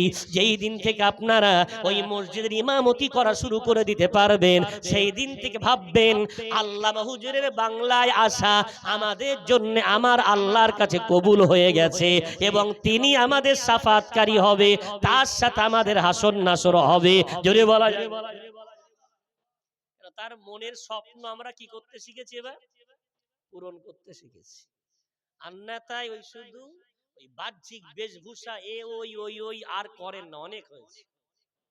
মাছ যা চলছে পেটাই যা হচ্ছে কোন ভিত্তিতে না, পেটাই চলছে কেন মুসলমান মনে মারছে কিন্তু এটা দেখে না ও কি করে, কি জন্য মারছ মুসলমান, ওরা আমাদের মারছে মুসলমান হিসাবে আর আমরা দ্বন্দ্ব করছি হাত কোথায় বাঁধবো, আজানের পরে হাত তুলবো কি তুলবো না, জামা গোল না লম্বা।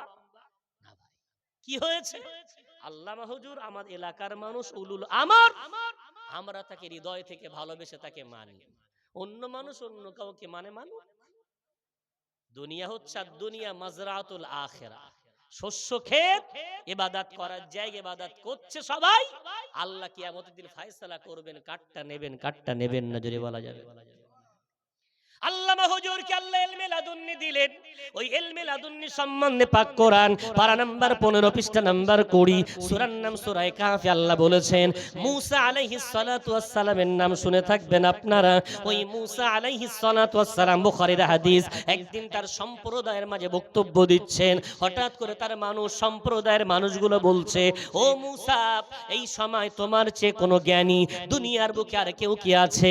মূসা বলছে লা আ'লাম, আমি আমার চেয়ে কোনো জ্ঞানী ব্যক্তিকে এই মুহূর্তে দুনিয়ার বুকে আছে বলে আমি জানি না। আমার চেয়ে কোনো জ্ঞানী মানুষ দুনিয়া আছে বলে আমি জানি না। এই কথাটা আমার আল্লাহর সহ্য হয়। কেন? আল্লাহ বলেছেন অফাউকা কুল্লি যী ইলমিন আলিম, সব জ্ঞানীর উপরে সবার জ্ঞানী হলাম আমি আল্লাহ। যদি বলা যাবে, বড়রা ছোট্ট ভুল করলে তার উপরে পাকড়াও হয়।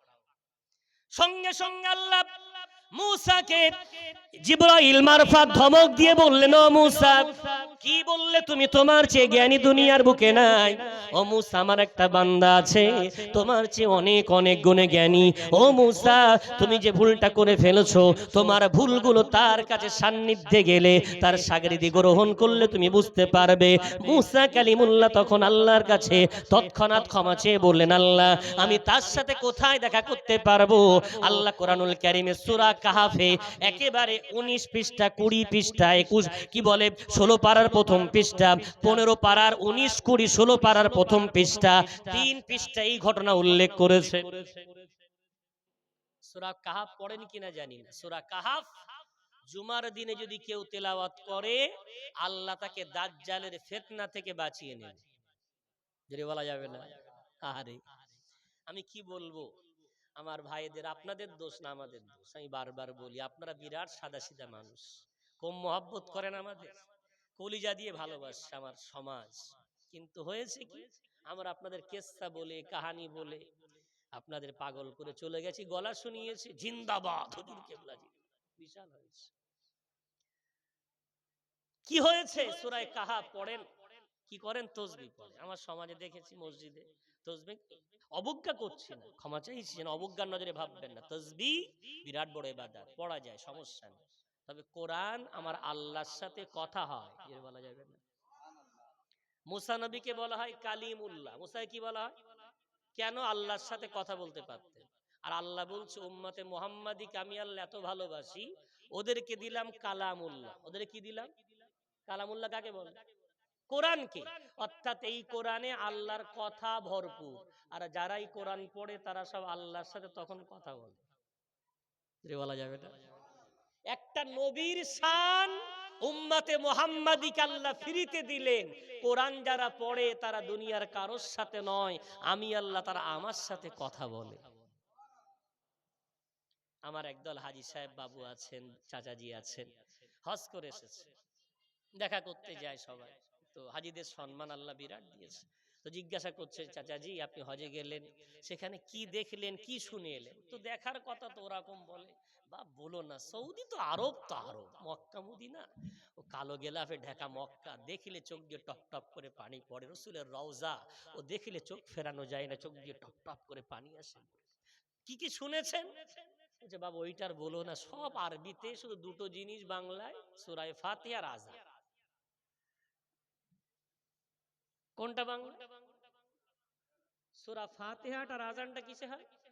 বাংলায়। সব কিসে? তার মানে হাজী সাহেব অতটুকুই জানে। এরকম একটা দুটো নে প্রচুর আছে ভাই। একটু বলেন তো, ব্যথা না নিয়ে, এই গ্রাম শঙ্করপুর থেকে কোনো মানুষ কাশ্মীরে বেড়াতে গেছে, আপনার সাথে বলে যায়নি, খুব ঘনিষ্ঠ বন্ধু, জুমার দিনে মসজিদে দেখা হয়েছে, তো আপনি বলছেন কি গো এক সপ্তাহ দেখা যাচ্ছে না, গিয়েছিলে কোথায়? বলছে আমি একটু তাড়াহুড়ো করে একটা ট্যুর এলো, তাদের সিট বুকিং হচ্ছিল না, বললো অল্প পয়সা নিয়ে যাবো, যাবে না? কিন্তু জীবনে কাশ্মীরে জানিতে গিয়েছিলাম। আচ্ছা তুই কাশ্মীর ঘুরে এসছো, আমাকে বলতে পারতে। ভাই আর দোস্ত বলার সময় পাইনি, তো ঠিক আছে, তো কাশ্মীরে গিয়েছিলে, আপেল খেয়ে এসছো তো? বলছে কই বাপ, আমি তো আপেল খাইনি। তো ঠিক আছে, আপেলের নাই সিজন না, খাওনি, আপেল গাছ দেখে এসেছো? বলছি আপেল গাছ তো দেখিনি। আপনার মেজাজ ঠিক থাকবে? আপনার তখন এত রাগ হবে, আপনি বলবেন তোমার ওই বিহার থেকে ঘুরিয়ে বলিনি তো, তুমি কাশ্মীর বেরিয়ে এসো। বলবে না? বলবে। কাশ্মীর কিসের জন্য বিখ্যাত? আপেলের জন্য। তুমি কাশ্মীরে গেলে আপেল খেলে না, কাশ্মীরে গেলে আপেল গাছ দেখলে না, তাহলে বিহারের ঝাড়গ্রাম জঙ্গল দেখে বাড়ি আসুনি তো? বলবে না? বলবে না?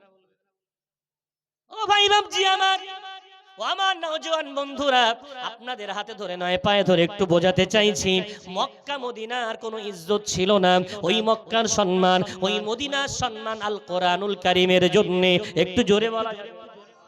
গোটা কোরআনে 114টা সূরা আছে, প্রত্যেক সূরাতে লেখা আছে সূরা ফাতিহা মাক্কিয়া, সূরা বাকারা মাদানিয়া, আলে ইমরান মাদানিয়া, নিসা মাদানিয়া, মায়েদা মাদানিয়া, সূরা কি বলে সূরা ইউনূস মাদানিয়া, আরাব মাদানিয়া, এভাবে মাক্কিয়া মাদানিয়া 114টা সূরাটা পর যদি আপনি দেখে যান দেখবেন সব মাক্কিয়া মাদানিয়া। এভাবে আল্লাহ পাক রব্বুল আলামিন চিহ্নিত করে দিয়েছেন। গোটা সূরাগুলো পড়লে গোটা পৃথিবীর মানুষ মক্কা মদিনা চিনে যাবে। জোরে বলা। তাহলে মক্কা মদিনা কিসের জন্য বিখ্যাত? কোরআনের জন্য। কিসের জন্য? কোরআনের জন্য। এখন ওই কথার পরিপ্রেক্ষিতে আমি যদি কোন হাজী সাহেবকে বলি, হাজী সাহেব বাবু দাদু আমার, আমি নিজে দেখেছি মক্কার সামনে বসে হাতে তসবিহ নিয়ে পড়ছে, আলহামদুলিল্লাহ। কেন? আমরা এই হাজী সাহেবরা যাওয়ার আগে এত ভালোবাসা আলেমদের, বেচারা গরিব মানুষ অনেক কষ্ট করে জমি বিক্রি করে হজে যাচ্ছে, একটা দোয়ার মজলিস করে না? করে না? বাড়িতে করে না? তো সেখানে ওদেরকে বলা হয় ইহরামের বিভিন্ন ফজিলাত টজিলাত বলে ওদেরকে বলা হয় কোন ভালো কাজ করলে 1 লাখের সওয়াব। তো চিন্তা করে, তাই তুমি একবার সুবহানাল্লাহ বললে কত সওয়াব? 1 লক্ষ। তো বিরাট তসবিহ পড়ছে। কোনদিন কি আপনি শুনেছেন যদি একটা সুবহানাল্লাহ বললে 1 লক্ষ হয়, তাহলে 1 খতম কোরআন পড়লে কত খতম সওয়াব? যদি বলা যাবে, যদি বলা যাবে কত লক্ষ? 1 লক্ষ কোরআন খতম করার সওয়াব দুনিয়ার মাদ্রাসার হাফেজ বলেন, বিরাট বড় বড় হাফেজ সাহেব হুজুর বলেন, বহু হাফেজের হুজুর বলেন, এই ভারতবর্ষের জমিনে থেকে 1 লক্ষ কোরআন খতম হয়তো করতে পারেনি, কিন্তু মক্কার ভূমি যেতে একবার কোরআন কেউ পড়তে পারে 1 খতম, 1 লক্ষ কোরআন পড়ার সওয়াব। ও আমার হাজী সাহেব দাদুজি, ও আমার বাবুজি, আপনি কি 1 খতম কোরআন পড়ে এসেছেন? উত্তর আসবে না বাবা, আমি তো আপেল খাইনি, অর্থাৎ 1 খতম কোরআন পড়িনি। ঠিক আছে, আপনি 1 খতম কোরআন না হয় পড়তে পারেননি, 2-1টা সূরা কি ওখানে কোরআন খুলে আপনি বসে বসে পড়েছিলেন? না বা আপেল গাছও দেখিনি, আমি কোরআনের একটাও সূরাও পড়িনি। ও বাবাজি, জানেন নাকি একবার যদি সূরা ফাতিহা ওখানে পড়তেন 1 লক্ষ বার সূরা ফাতিহা পড়ার সওয়াব। একবার যদি সূরা ইখলাস আপনি পড়তেন 1 লক্ষ বার সূরা ইখলাস পড়ার আপনার সওয়াব হতো। 1 খতম কোরআন খতম না করে আপনি আপেল খেতে পারেননি, ঠিক আছে, আপেল গাছ তো অন্তত দেখে আসতে পারতেন। 2-1টা সূরা যাই মুখস্থ ছিল একটু তেলাওয়াত করলে অত লক্ষ বার ওই সূরা পড়ার সওয়াব হতো। জোরে বলা যায়। আমার সমাজ হজে যায় কখন? বুড়ো বয়স, হাঁটুতে আর জোর নেই, পাচ্ছে না। হজ সাধারণ জিনিস। হজ সম্বন্ধে পরিষ্কার আল্লাহর হুকুম। 4 পারা 1ম পৃষ্ঠা সূরা নিসা, ওয়ালিল্লাহি আলান নাসি হিজ্জুল বাইতি মান ইসতাতা ইলাইহি সাবিলা। আল্লাহ তাদের উপরে হজ ফরজ করেছে যাদের দৈহিক ক্ষমতা আছে, আর্থিক সচ্ছলতা আছে। যেটা বলা যাবে না, দৈহিক ক্ষমতা, আর্থিক সচ্ছলতা। ওই জন্যে যারা প্যারালাইসিস, শরীর ভালো না, তাদের উপরে হজ ফরজ বলতে বদলি হজ ফরজ। ওরা যেতে পারবে, ওদের বদলি করলে হয়ে যাবে। আমার সমাজে বুড়ো বয়সে পাঠায়, যান না, যুবক বয়সে যান। আল্লাহ হুজুর পেয়েছেন, ফতোয়াগুলো নেবেন না, পরিষ্কার হজের মাসাইল কিতাবটা পড়েন, পরিষ্কার হুজুর লিখেছেন যার যে বছরে হজ ফরজ ওই বছরে যদি হজে না যায় ওই ব্যক্তিটা ফাসেক গণ্য হয়। কি গণ্য হয়? ফাসেক বলে গণ্য হয়। আর রাসূল অভিশাপ, যার হজ ফরজ হলো হজে গেল না, ওই ব্যক্তি ইহুদি হয়ে মরল না খ্রিস্টান হয়ে মরল, আমার পরোয়া নেই। হজ কখন ফরজ হয়? শরীয়তের মসলা হচ্ছে হজে যাওয়া আসার মতো ক্ষমতা, আর যে কদিন থাকবে 45 দিন 50 দিন, ওই কদিন যেন তার পরিবারের জন্য কিছু কি বলে রেজেকের বন্দোবস্ত রেখে যেতে পারে, এই ব্যক্তির হজ ফরজ। এবছরের বাজেট একটু বেশি হয়ে গেছে রিসেন্ট, তো ধরে নেন 5 লাখ, তো কারোর কাছে 10 লাখ টাকা জমানো আছে, তাহলে ওর উপরে হজ ফরজ। এখন ওকে ফতোয়া আল্লাহ হুজুরের নেবেন। আল্লাহ হুজুর তো কিসের জন্য? পালনের জন্য, মানার জন্য না। কি করবে?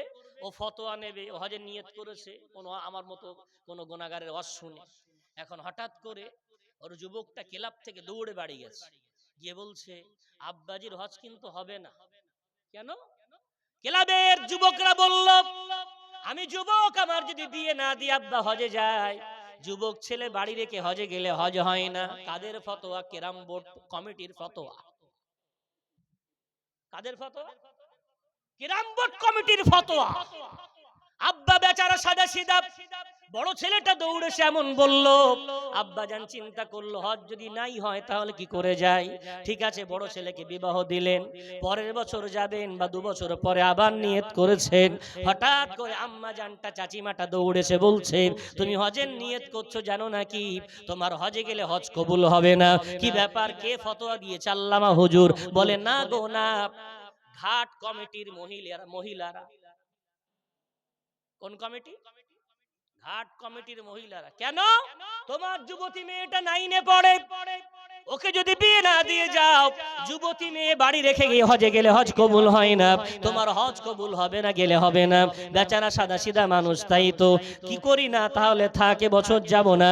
মেয়েটাকে বিবাহ দিয়ে নিলেন। এবার মেয়ে বিয়ে দিয়ে জামাই হয়েছে, ছেলে বিয়ে দিয়ে বউ এসেছে, 3 কামরার ঘর, লোক কুটুম আসলে বড় সমস্যা।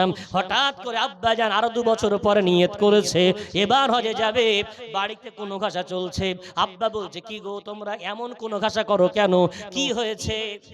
বলে ঘর কমিটির ফতোয়া তোমার হজ কবুল হবে না। কেন? ঘর বানিয়ে যেতে হবে, জামাই আসলে থাকার জায়গা নাই, বৌমা আসলে থাকার জায়গা নাই, ঘর বানাতে হবে। এখন চাচাজি বেচারা জীবনে যা উপার্জন করলেন আরো কিছু ধার দেনা করে এবার বাড়ি বানাতে বানাতে বাড়ি তো শেষ হয় নাকি? কথা বলে না, বাড়ি শেষ হয়। প্রথম মাটির বাড়ি থাকলে মানে একটা মাথা গোজার মতো হলে হবে, এরপর ওর প্লাস্টার করতে, টাইলস বসাতে, রংচং করতে, একতলা দুতলা করতে, ও তো মরণ পর্যন্ত তো বুঝতেই হবে ও জীবনে শেষ আছে। ব্যাস, চাচাজি এবার বয়স হয়ে গেছে, এবার ছেলেরা বলছে বাপ তুমি একটু হস্তে ঘুরে এসো। আহারে, চাচাজি আর চোখে ভালো দেখে না, পায়ে ভালো চলতে পারে না, হুইল চেয়ার করে দিয়েছে। হজে গিয়ে অর্ধেক কাজ পারলো, অর্ধেক পারলো না। ও ভাই, আমি নিজের চোখে দেখে এসেছি, ওখানে তাওয়াফ সবচেয়ে বড় ইবাদত, যদি বলা যাবে সবচেয়ে বড় ইবাদত হলো তাওয়াফ। নামাজ পৃথিবীর সব জায়গায় পড়া যায়, কোরআন তেলাওয়াত পৃথিবীর সব জায়গায় করা যায়, তাসবিহ সব জায়গায় পড়া যায়, কিন্তু তাওয়াফ বাইতুল্লাহ ছাড়া পৃথিবীর কোনো ঘর ঘুরে তাওয়াফ করা যায় না। একটু জোরে বলা যায়।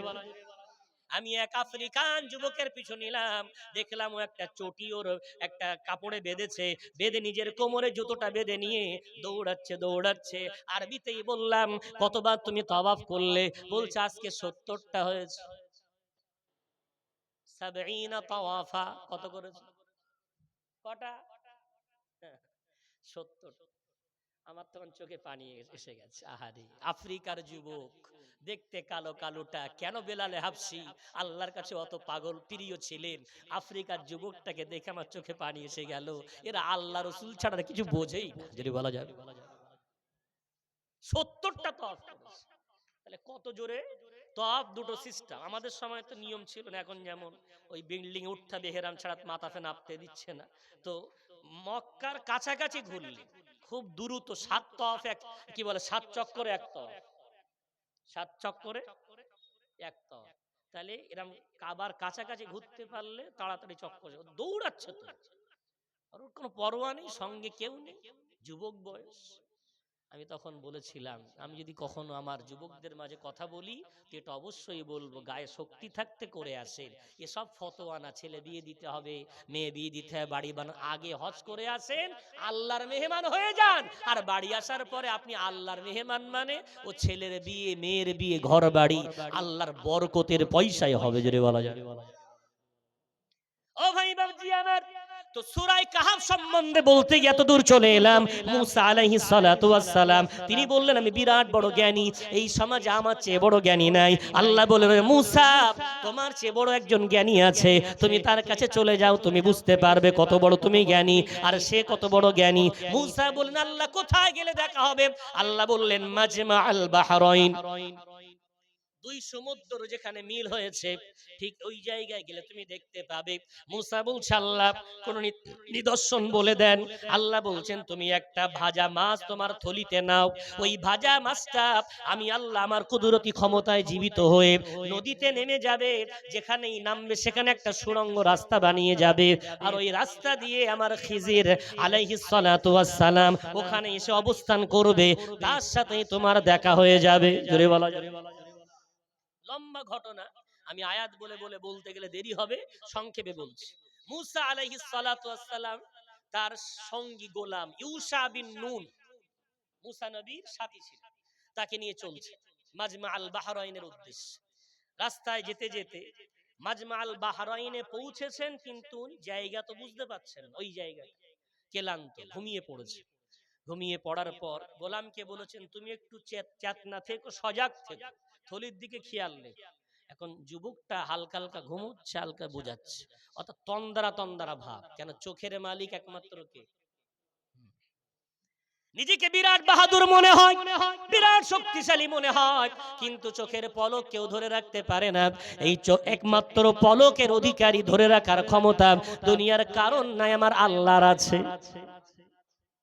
আয়াতুল কুরসি পড়েন না আপনার? আয়াতুল কুরসিতে আছে আল্লাহু লা ইলাহা ইল্লা হুয়াল হাইয়ুল কাইয়্যুম লা তাআখুযুহু সিনাতুন ওয়ালা নাওম। আমার আল্লাহ হলেন এক অদ্বিতীয়, ওই আল্লাহর তন্দারাও লাগে না, ঘুমও আসে না। যদি বলবেন না, সবার ক্লান্তি আছে না নাই? কাজ করলে ক্লান্তি আসে, মুসা নবীর মতো নবী ক্লান্ত হয়ে পড়ছে। আল্লাহ বলছেন ওয়ালা ইয়াউদুহু হিফযুহুমা, আসমান জমিন পরিচালনা করতে আমার কোনো ক্লান্তি হয় না। যেটা বলা যাবে না। কি মহান আল্লাহ পেয়েছি। ওই আল্লাহ পাক রব্বুল আলামিন মুসাকে বললেন সতর্ক থেকে। মুসা ক্লান্ত ঘুমাচ্ছে, যুবককে বলছে ঘুমিও না, কিন্তু যুবক তন্দারা তন্দারা ভাব, ওর মধ্যে দেখতে পাচ্ছে মাছ থলি থেকে বার হচ্ছে সুড়ঙ্গে, কি বলে পানিতে সুড়ঙ্গ বানিয়ে পৌঁছে যাচ্ছে। যুবক মনে করলো নবীকে ডাকি, কিন্তু তন্দারার মধ্যে মানুষ একটু অন্যরকম অবস্থা থাকে, ও কিছুই বুঝতে পারছে না, ওইভাবেই বসে আছে। হঠাৎ মুসা নবী তেড়ে মেড়ে উঠলেন, ওরে যুবক চলো, অনেক দেরি হয়ে গেছে। এবার যুবকটাকে নিয়ে যেই সফর শুরু করেছেন, যুবক কিছু দূর যাওয়ার পরে হুজুর বলছেন মুসা নবী, ও যুবক সে মাছ ভাজাটা বার করো দেখি। প্যাকেটে তাকিয়ে তো মাছ ভাজা নেই। মনে পড়ে গেছে হুজুর, ওই ঘুমাচ্ছিলাম, ওখানেই মাছটা চলে গেছে। খুব জোরে তাড়া দিলেন, বললেন তোমাকে বলেছিলাম আমাকে বলবে। বলে হুজুর ভুলে গিয়েছিলাম, শয়তান ভুলিয়ে দিয়েছে। শয়তান, কোরআন বলছে ফারতাদ্দা আলা আসারিহিমা কসাসা, দুজনা উল্টো পা আবার ফিরে এলে। এসে দেখো ওখানে আল্লাহর কি বলে, অনেকে ওলি বলেছেন, নবী বলেছেন, খিজির আলাইহিস সালাতু ওয়াস সালাম বসে আছে। সুবহানাল্লাহ। ওখানেই বলেছে আল্লাহ পাক রব্বুল আলামিন বলছেন এমন ব্যক্তিকে তিনি পেলেন, ফাওয়াজাদা আবদাম মিন ইবাদিনা আতাইনাহু রাহমাতাম মিন লাদুন্না ইলমা। আমি আল্লাহ যাকে আমার পক্ষ থেকে রহমত দিয়েছিলাম, খাস ইলম তাকে দিয়েছিলাম। যদি বলা যাবে মিন লাদুন্না ইলমা, মিন লাদুন্না ইলমা, আমার পক্ষ থেকে দেওয়া বিশেষ জ্ঞানকে বলা হয় ইলমে লাদুন্নি। জোরে বলা যায়। এই লাদুন্না শব্দ কোথায় এসেছে?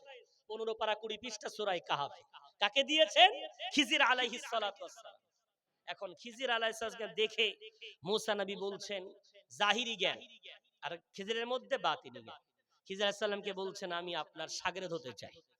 তো খিজির বলছে কাইফা তাসবিরু আলা মা লাম তুহিদ বিহি খুবরা।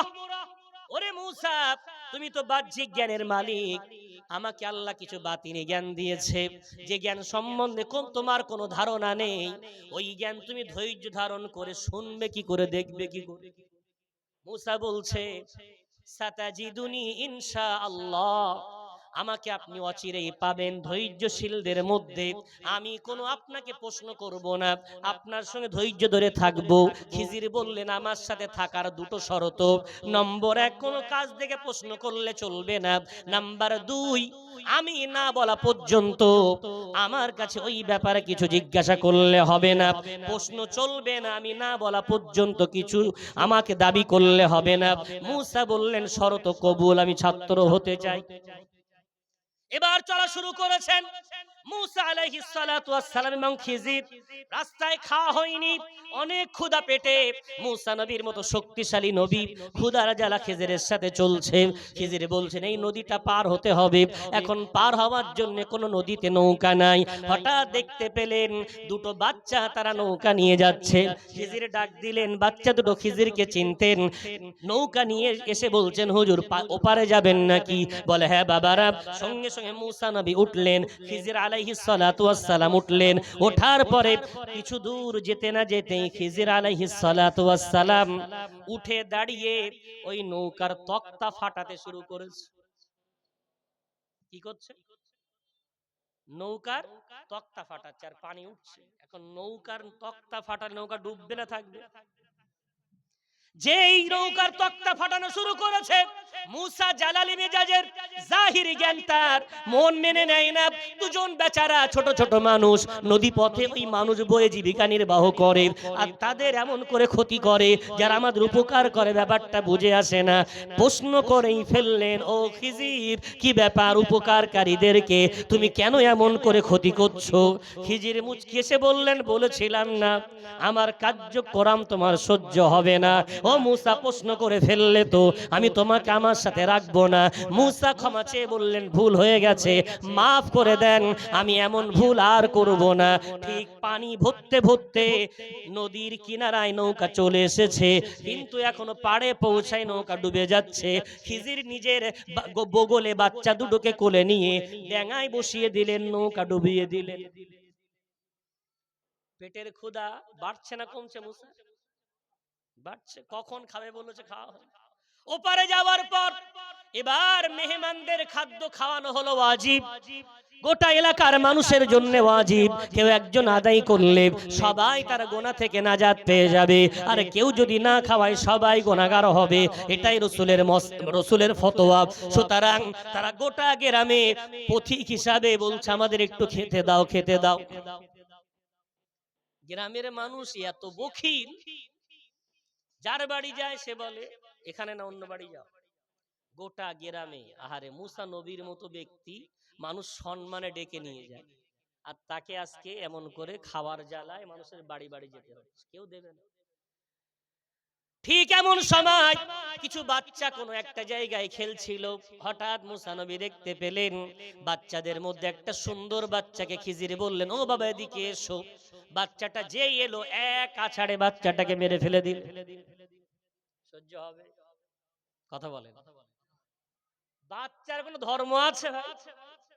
বাচ্চার কোনো ধর্ম হয় না। ট্রেনে উঠবেন, বাসে উঠবেন, কোন জায়গায় যাবেন, ও হিন্দুর বাচ্চা, মুসলমানের বাচ্চা, বাচ্চা মানে সবাই মাথায় হাত বুলায়, ঠিক না বেটি? বাচ্চার কোনো ধর্ম হয় না, সবাই ভালোবাসে। মুসা নবী সহ্য হবে? জালালি মেজাজে নিষ্পাপ মাসুম বাচ্চাকে আপনি মেরে ফেললেন। যেই মেজাজে মুসা নবী প্রশ্ন করলেন, তার চেয়ে বেশি মেজাজে তাড়া দিয়ে বললেন, বলেছিলাম না আমার শাগরেদ হতে গেলে কোনো প্রশ্ন করা যাবে না। মুসা নবীর আবার ছোট মনে তাড়াতাড়ি করে ক্ষমা চেয়ে নিলেন, ভুল হয়ে গেছে, আপনার সাথে আমিও থাকবো না, আর একটা যদি ভুল করি আমি নিজেই আপনার শাগরেদ থেকে চলে যাব। আর একটা সুযোগ আমার। বাচ্চাটাকে মেরে ফেলার পর মনের রাগও বেড়েছে, ক্ষোভ বেড়েছে, ক্ষুধা বেড়েছে। এরপরে খিজিরের সাথে চলছে, গোটা গ্রাম কেউ খেতে দিচ্ছে না। ওই গ্রামের শেষ প্রান্তে একটা মাটির দেওয়াল টলছে, পড়ে যায় যায় ভাব। খিজির আলাইহিস সালাতু ওয়াস সালাম দৌড়ে গিয়ে দেওয়ালটা এমন করে হাত দিলেন, আল্লাহ তাকে অলৌকিক ক্ষমতা দিয়েছিলেন। দেওয়ালটাকে হাত দেওয়ার সাথে সাথে আপন জায়গায় মজবুত হয়ে দেওয়ালটা দাঁড়িয়ে গেল। যদি বলা যাবে, মুসা নবী বলছে, আপনার সাথে আমি থাকবো না। উপকার করলে ক্ষতি করেন, ক্ষতি করলে উপকার করেন। গোটা গ্রামের একটা লোক বলল না একটু আমাদেরকে খেতে দেবে, আর তাদের দেওয়াল সোজা করার কি দরকার? বুঝে আসছে না? ওই দেওয়াল সোজা না করে আপনি তো বলতে পারতেন দেওয়াল ঠিক করে দেব, আমাকে পারিশ্রমিক দিতে হবে। এই পারিশ্রমিকটা পেলে দুজনে কিছু খেতে পারতাম। খিজির বলছে, এটাই শেষ, এবার তোমার বিদায়। মুসা বলে, যাবো না, তিনটে কাজ আমি সহ্য করতে পারিনি, ওই তিনটের উত্তর দেন তারপর যান। কথা বুঝে আসছে? আমি আর থাকবো না আপনার কাছে, তবে তিনটে যে ঘটনা ঘটালেন উত্তরটা একটু দেন, তারপর আমি আপনার কাছ থেকে যাব।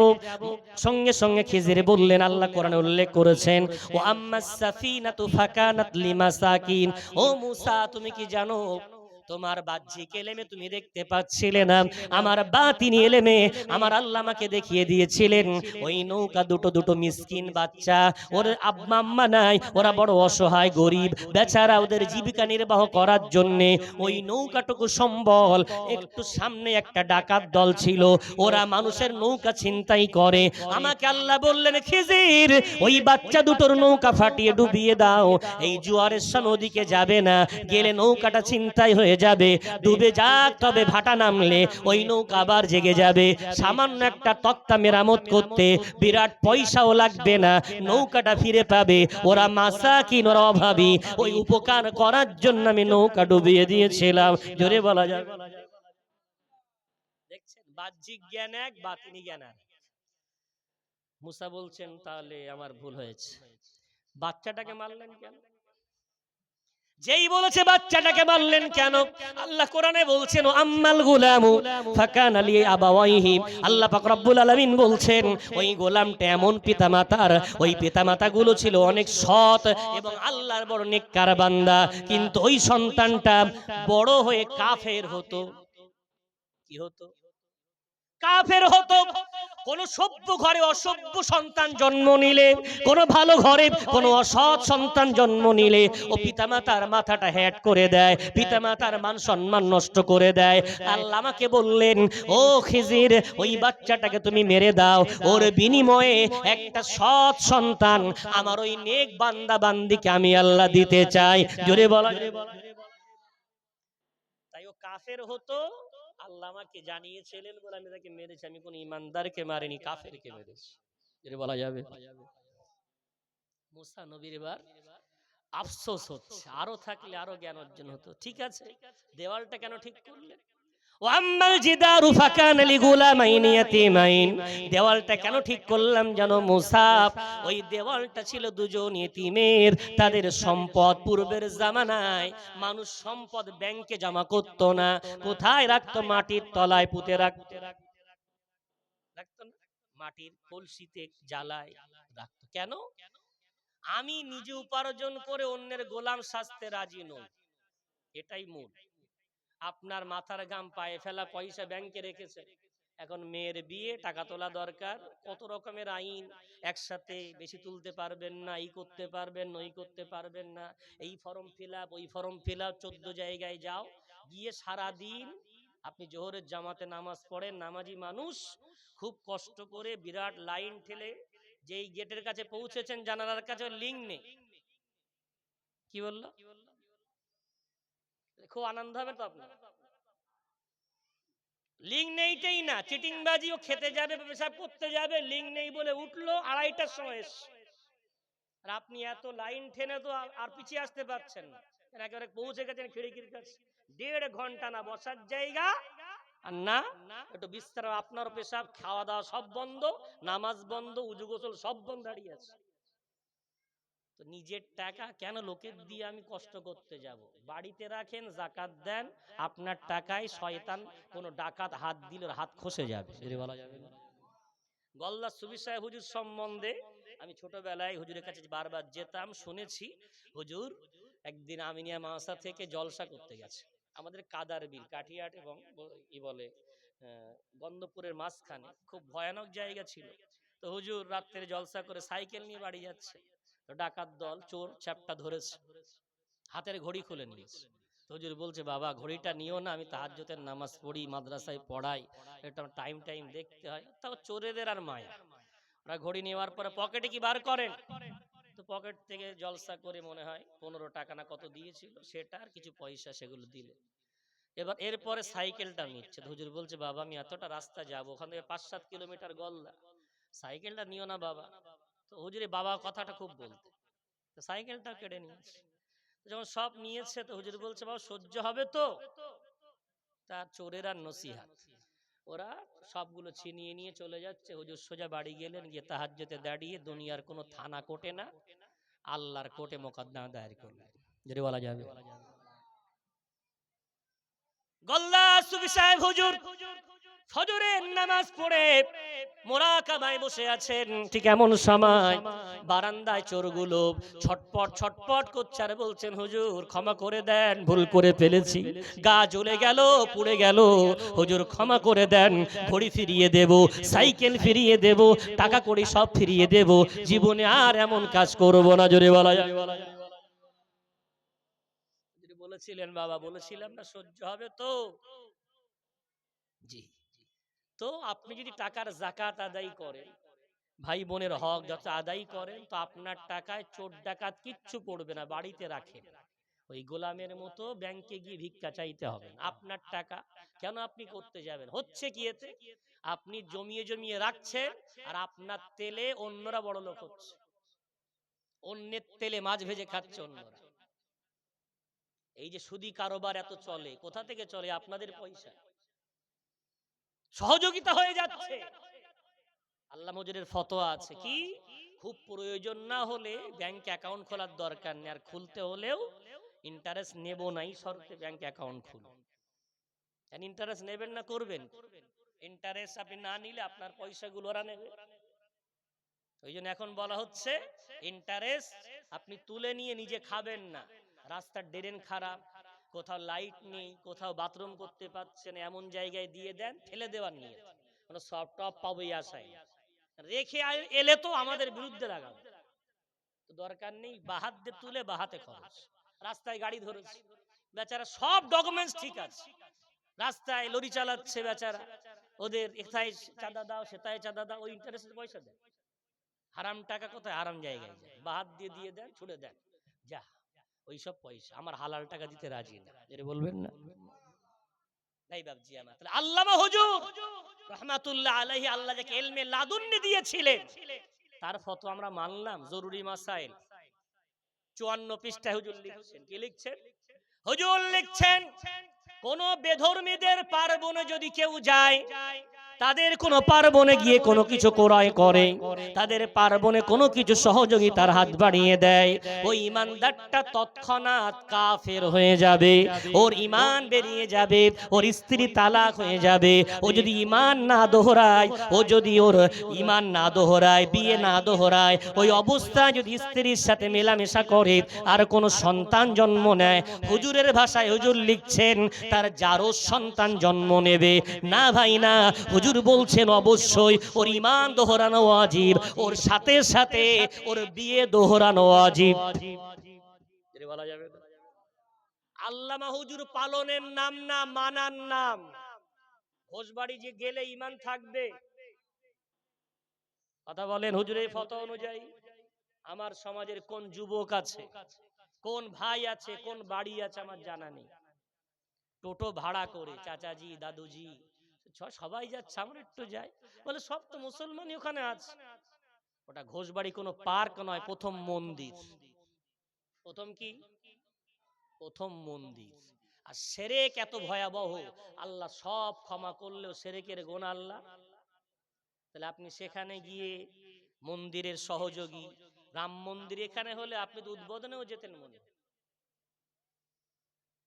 ভাই বাবজি আমার, হাতে ধরে নয় পায়ে ধরে বলি, এত দামি ইমানটাকে নষ্ট করতে রাজি না, রাজি না।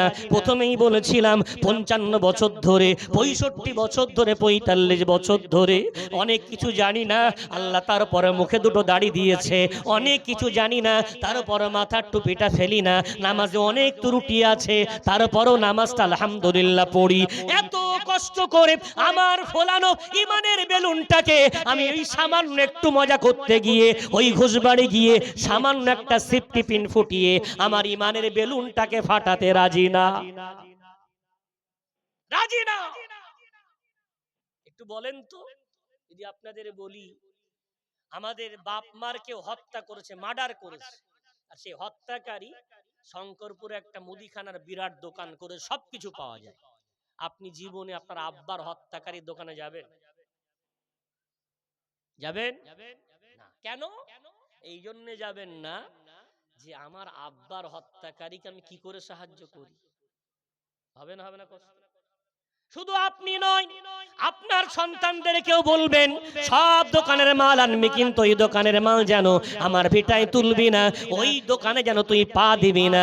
আত্মীয়দেরকেও বলে দেবেন ওই দোকান থেকে কেউ কোনো মাল নেবেন না। কেন কেন? আপনার আব্বার হত্যাকারী। ও ভাই বাবজি, আমি বোঝাতে পারতাম, আমার কাছে সময় নাই। শয়তানের পরে সবচেয়ে মুসলমানদের বড় শত্রুর নাম হলো ইহুদি। শয়তানের পরে মুসলমানদের সবচেয়ে বড় শত্রুর নাম কি? আল্লাহ কোরআনে বলেছেন, গায়রিল মাগদুবি আলাইহিম, যাদের উপরে আমি আল্লাহ আমার গজব পতিত হয়, ওরা হলো ইহুদি জাতি। কারা ওরা? সংক্ষেপে পরিচয় নেন। ওরা নবীদের হত্যাকারী, রাসূলদের হত্যাকারী, সাহাবাদের হত্যাকারী, ঈমানদারদের চরম দুশমন। কখনো ওরা ঈমানদারদের বন্ধু হয়নি, ওরা প্রত্যেক যুগে যুগে ঈমানদারদের চরম শত্রুতা করেছে। বিশ্ব নবীর দরবারে এসেছে একদল ইহুদিদের চেলা, এসে বলছে, মুহাম্মদ, আমরা টিমান আনবো, আমাদের এলাকার মানুষ মুসলমান হবে। তো শরিয়াত জানে না, শরিয়াত বোঝে না, কিছু সাহাবা পাঠাবেন, তারা গিয়ে কোরআন শুনিয়ে মানুষদেরকে হেদায়েতের বাণী বলবে। নবী করিম সাদা সিধা মনে 70 জন কারি সাহাবা। কতজন? 70 জন কারি সাহাবা। আমার রাসূলের বড় প্রিয় সাহাবা ছিলেন তারা। আমার রাসূল 70 জন কারি সাহাবাদের তাদের সঙ্গে দিয়ে দিলেন। ও আমার বাবা সাহাবারা, এই কোরআনের কারি তোমরা যাও না, তাদের কাছে গিয়ে কোরআনের দাওয়াত দেবে, ইসলাম বোঝাবে, দিনের পথে আনবে। কিন্তু এত বড় ইসলামের শত্রু তারা, প্রতিমধ্যে ওই 70 জন সাহাবাকে তারা শহীদ করে দুনিয়া থেকে বিদায় করে দিল। জোরে বলি নাউজুবিল্লাহ। কতজনকে? একসাথে 70 জন সাহাবা। বিশ্বনবী জীবনে এত কষ্ট কোনোদিন পাননি। এই ঘটনার পরে আমার রাসূল এক সপ্তাহ কথা বলতে পারে, সর্বদাই চুপচাপ থাকতে, আর ফজরের নামাজে বদদোয়া করতেন ওদের বিরুদ্ধে। 1 মাস লাগাতার রাসূল বদদোয়া করতেন। রাসূলের সাহাবাদের হত্যাকারী ধরেই নিলাম, তাও পড়া হয়নি। এমন কোন চ্যানেল আছে, পত্র পত্রিকা আছে, রিসেন্ট ফিলিস্তিনের খবর শুনতে পাচ্ছেন? ও আমার মুসলমান নওজোয়ান ভাইয়েরা, ও আমার বাবাজিরা, আম্মা জান, মা বোনেরা, একটু কি আপনাদের মনের মধ্যে মায়া লাগে না? একটু কি মমতা আসে না? একটু কি মহব্বত আসে না? ওরা ফিলিস্তিনের জমিনে, আমাদের তো সন্ধ্যার পরে আপন আপন ঘর আছে, মাথা গোজার জায়গা আছে, ওদের তো মাথা গোজার জায়গাটুকু নাই। ওরা গাছতলায় বসবাস করে। আমাদের জুমার নামাজ পড়ার জন্যে পাথর লাগানো জামে মসজিদ আছে, ওদের জামে মসজিদটুকু নাই। ওরা ওই ভাঙা চোরা এলাকাতে পাহাড়ে দাঁড়িয়ে নামাজ আদায় করে। ওরা প্রতিদিন 5 ওয়াক্ত নামাজ নয়, প্রতিদিন 10 বার করে নামাজ পড়ে। 5 ওয়াক্ত আল্লাহর নামাজ আর 5 বার জানাজার নামাজ, প্রতিদিন 10 বার করে ওদের নামাজ পড়তে হয়। ওদের হসপিটালে চিকিৎসার জন্য যাবে, একটা হসপিটাল আস্ত রাখা হয়নি। ওদের ব্যান্ডেজ গুলো মায়ের আঁচল দিয়ে, ওদের চিকিৎসাগুলো কোনো গাছপাতার রস দিয়ে ওই ক্ষত জায়গাগুলো ভরিয়ে দেওয়া হচ্ছে। ফুলের মতো বাচ্চাগুলো তড়পাতে তড়পাতে মারা যাচ্ছে, পানির জন্য হাহাকার করছে, পানিও নাই, খাদ্যও নাই। ওই অবস্থায় আমার একদল মুসলমান ফিলিস্তিনের ভাই বোন আমাদের চোখের সামনে দুনিয়া থেকে চলে যাচ্ছে। কারা মারছে? এ যুগের ইহুদি সম্প্রদায় ইসরায়েল। ইসরায়েলের দোকানের কাস্টমার হচ্ছে না তো? ইসরায়েলের দোকানের কাস্টমার কোথায়? যদি আপনার চোখ থাকে, অনেক দূরে তাকাতে হবে না, দূরবীন লাগবে, কাছাকাছি একটু চোখটা বুলিয়ে নেন। ইসরায়েলের দোকানের কাস্টমার আমার ঘরের যুবক যুবতী। কোন যুবক আছে অনলাইন গেম খেলে না? কোন যুবতী আছে এখন ফেসবুক হোয়াটসঅ্যাপ চালায় না?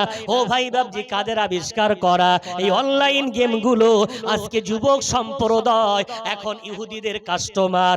অনলাইন গেম হাত থেকে কেড়ে নেন, ও পাগল হয়ে যাবে, ঘর বাড়ি ছেড়ে দেবে, বাপ মার সঙ্গে কথা বন্ধ করে দেবে, ওর খেতে দিতে হবে না, মোবাইলে রিচার্জ করে দেওয়া লাগবে, অন্যথায় আপনার প্রিয় ছেলেটা ও পাগল হয়ে যাবে। কেন কেন? ইহুদিদের দোকানের কাস্টমার। আপনার মেয়েটা ইহুদিদের দোকানের কাস্টমার। আপনার ছেলের দিকে তাকিয়ে দেখেছেন ওর চুলের কি সুন্দর বিট দিয়েছে? বিটটা কার? ইহুদিদের। নেইমার, মেসি, ওদের চুলের বিটের মতো, ওদের চুলের বিট, হাতে ট্যাটু বানিয়েছে। কেন? মেসির হাতে ট্যাটু আছে, ও ট্যাটু না মানলে ভালো লাগছে না। ও ইসরায়েলের জার্সি পরে, কি বলে, ব্রাজিলের জার্সি পরে গর্ব করে। আহারে ও যুবক, তোমার কি হয়ে গেল? তোমার মাথার চুল ইসরায়েলদের মতো, ইহুদিদের মতো, তোমার গায়ের পোশাকগুলো ইসরায়েলদের মতো, তোমার চালচলন, তোমার কৃষ্টি কালচার ইসরায়েলদের মতো। কি হয়ে গেল যুবক? তুমি আমার নবীর কাস্টমার না হয়ে তুমি ইসরায়েলের দোকানের কাস্টমার হয়ে গেলে। যারা সাহাবা হত্যাকারী, আমার মুমিন ভাই বোনদের হত্যাকারী, তাদের দোকানের কাস্টমার আমার যুবকের। কি করবেন? এদেরকে বাঁচাবেন না রেখে যাবেন? এক্ষুনি ঘটনা বললাম, খিজির আলাইহিস সালাতু ওয়াস সালামকে আল্লাহর তরফ থেকে আদেশ হচ্ছে, সৎ বাপমার ঘরে এমন সন্তান জন্মেছে, ওর বাপমার মুখ কালো করে দেবে, ওকে আছাড় মেরে মেরে ফেলে দাও। একটু ভেবেছেন? আমি চোখটা বন্ধ করলে যে প্রোডাক্ট রেখে যাচ্ছে আমার সন্তান, আমার কবরে শান্তি যাবে না আযাব যাবে? আমি তো বিরাট খুশি, আমার মুখে তো দাঁড়িয়ে আছে, আমার মাথায় একটু টুপি আছে, আমি তো 5 ওয়াক্ত নামাজ পড়ি, আমি তো বিরাট খুশি। কিন্তু আমার প্রোডাক্ট, আমার 3 ছেলে কজন মসজিদে যায়, আমার 2টো মেয়ে কজন পর্দা করে, আমার স্ত্রী ক ওয়াক্ত নামাজ পড়ে, আমি এক্ষুনি চোখটা বন্ধ করলে এই ইহুদিদের দোকানের কাস্টমার, আপনার কবরে সওয়াব পৌঁছাবে না আযাব যাবে? ভাই বাবজি আমার, তাই আপনাদের হাতে ধরে নয় পায়ে ধরে বলতে চাই, ইসলাম শোনার নাম না, ইসলাম শুধু জানার নাম না, ইসলাম মানার নাম। আল্লামা হুজুর শুধু পালনের নাম না, আল্লাহ হুজুরের জ্ঞানগুলো মানার নাম। এই যদি মানতে পারি, ইনশাআল্লাহ আবার সিলসিলার মান ইজ্জত আল্লাহ আসমান চুম্বি বানিয়ে দেবে। একটু জোরে বলা যাবে? শুধু পালন করেছি, পালন করলে কিছু হবে না, মান্যতা দিতে হবে।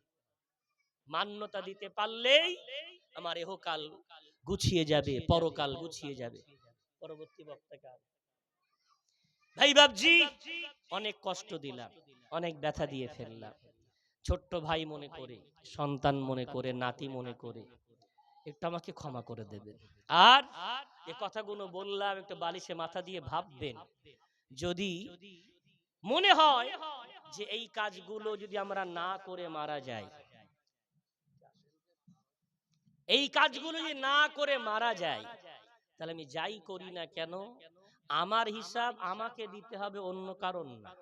আমার হিসাব আমাকে দিতে হবে, অন্য কারণ না। ওয়ালা তাজিরু ওয়াজিরাতুন বিজরা উখরা, আমাকে হিসাব দিতে হবে।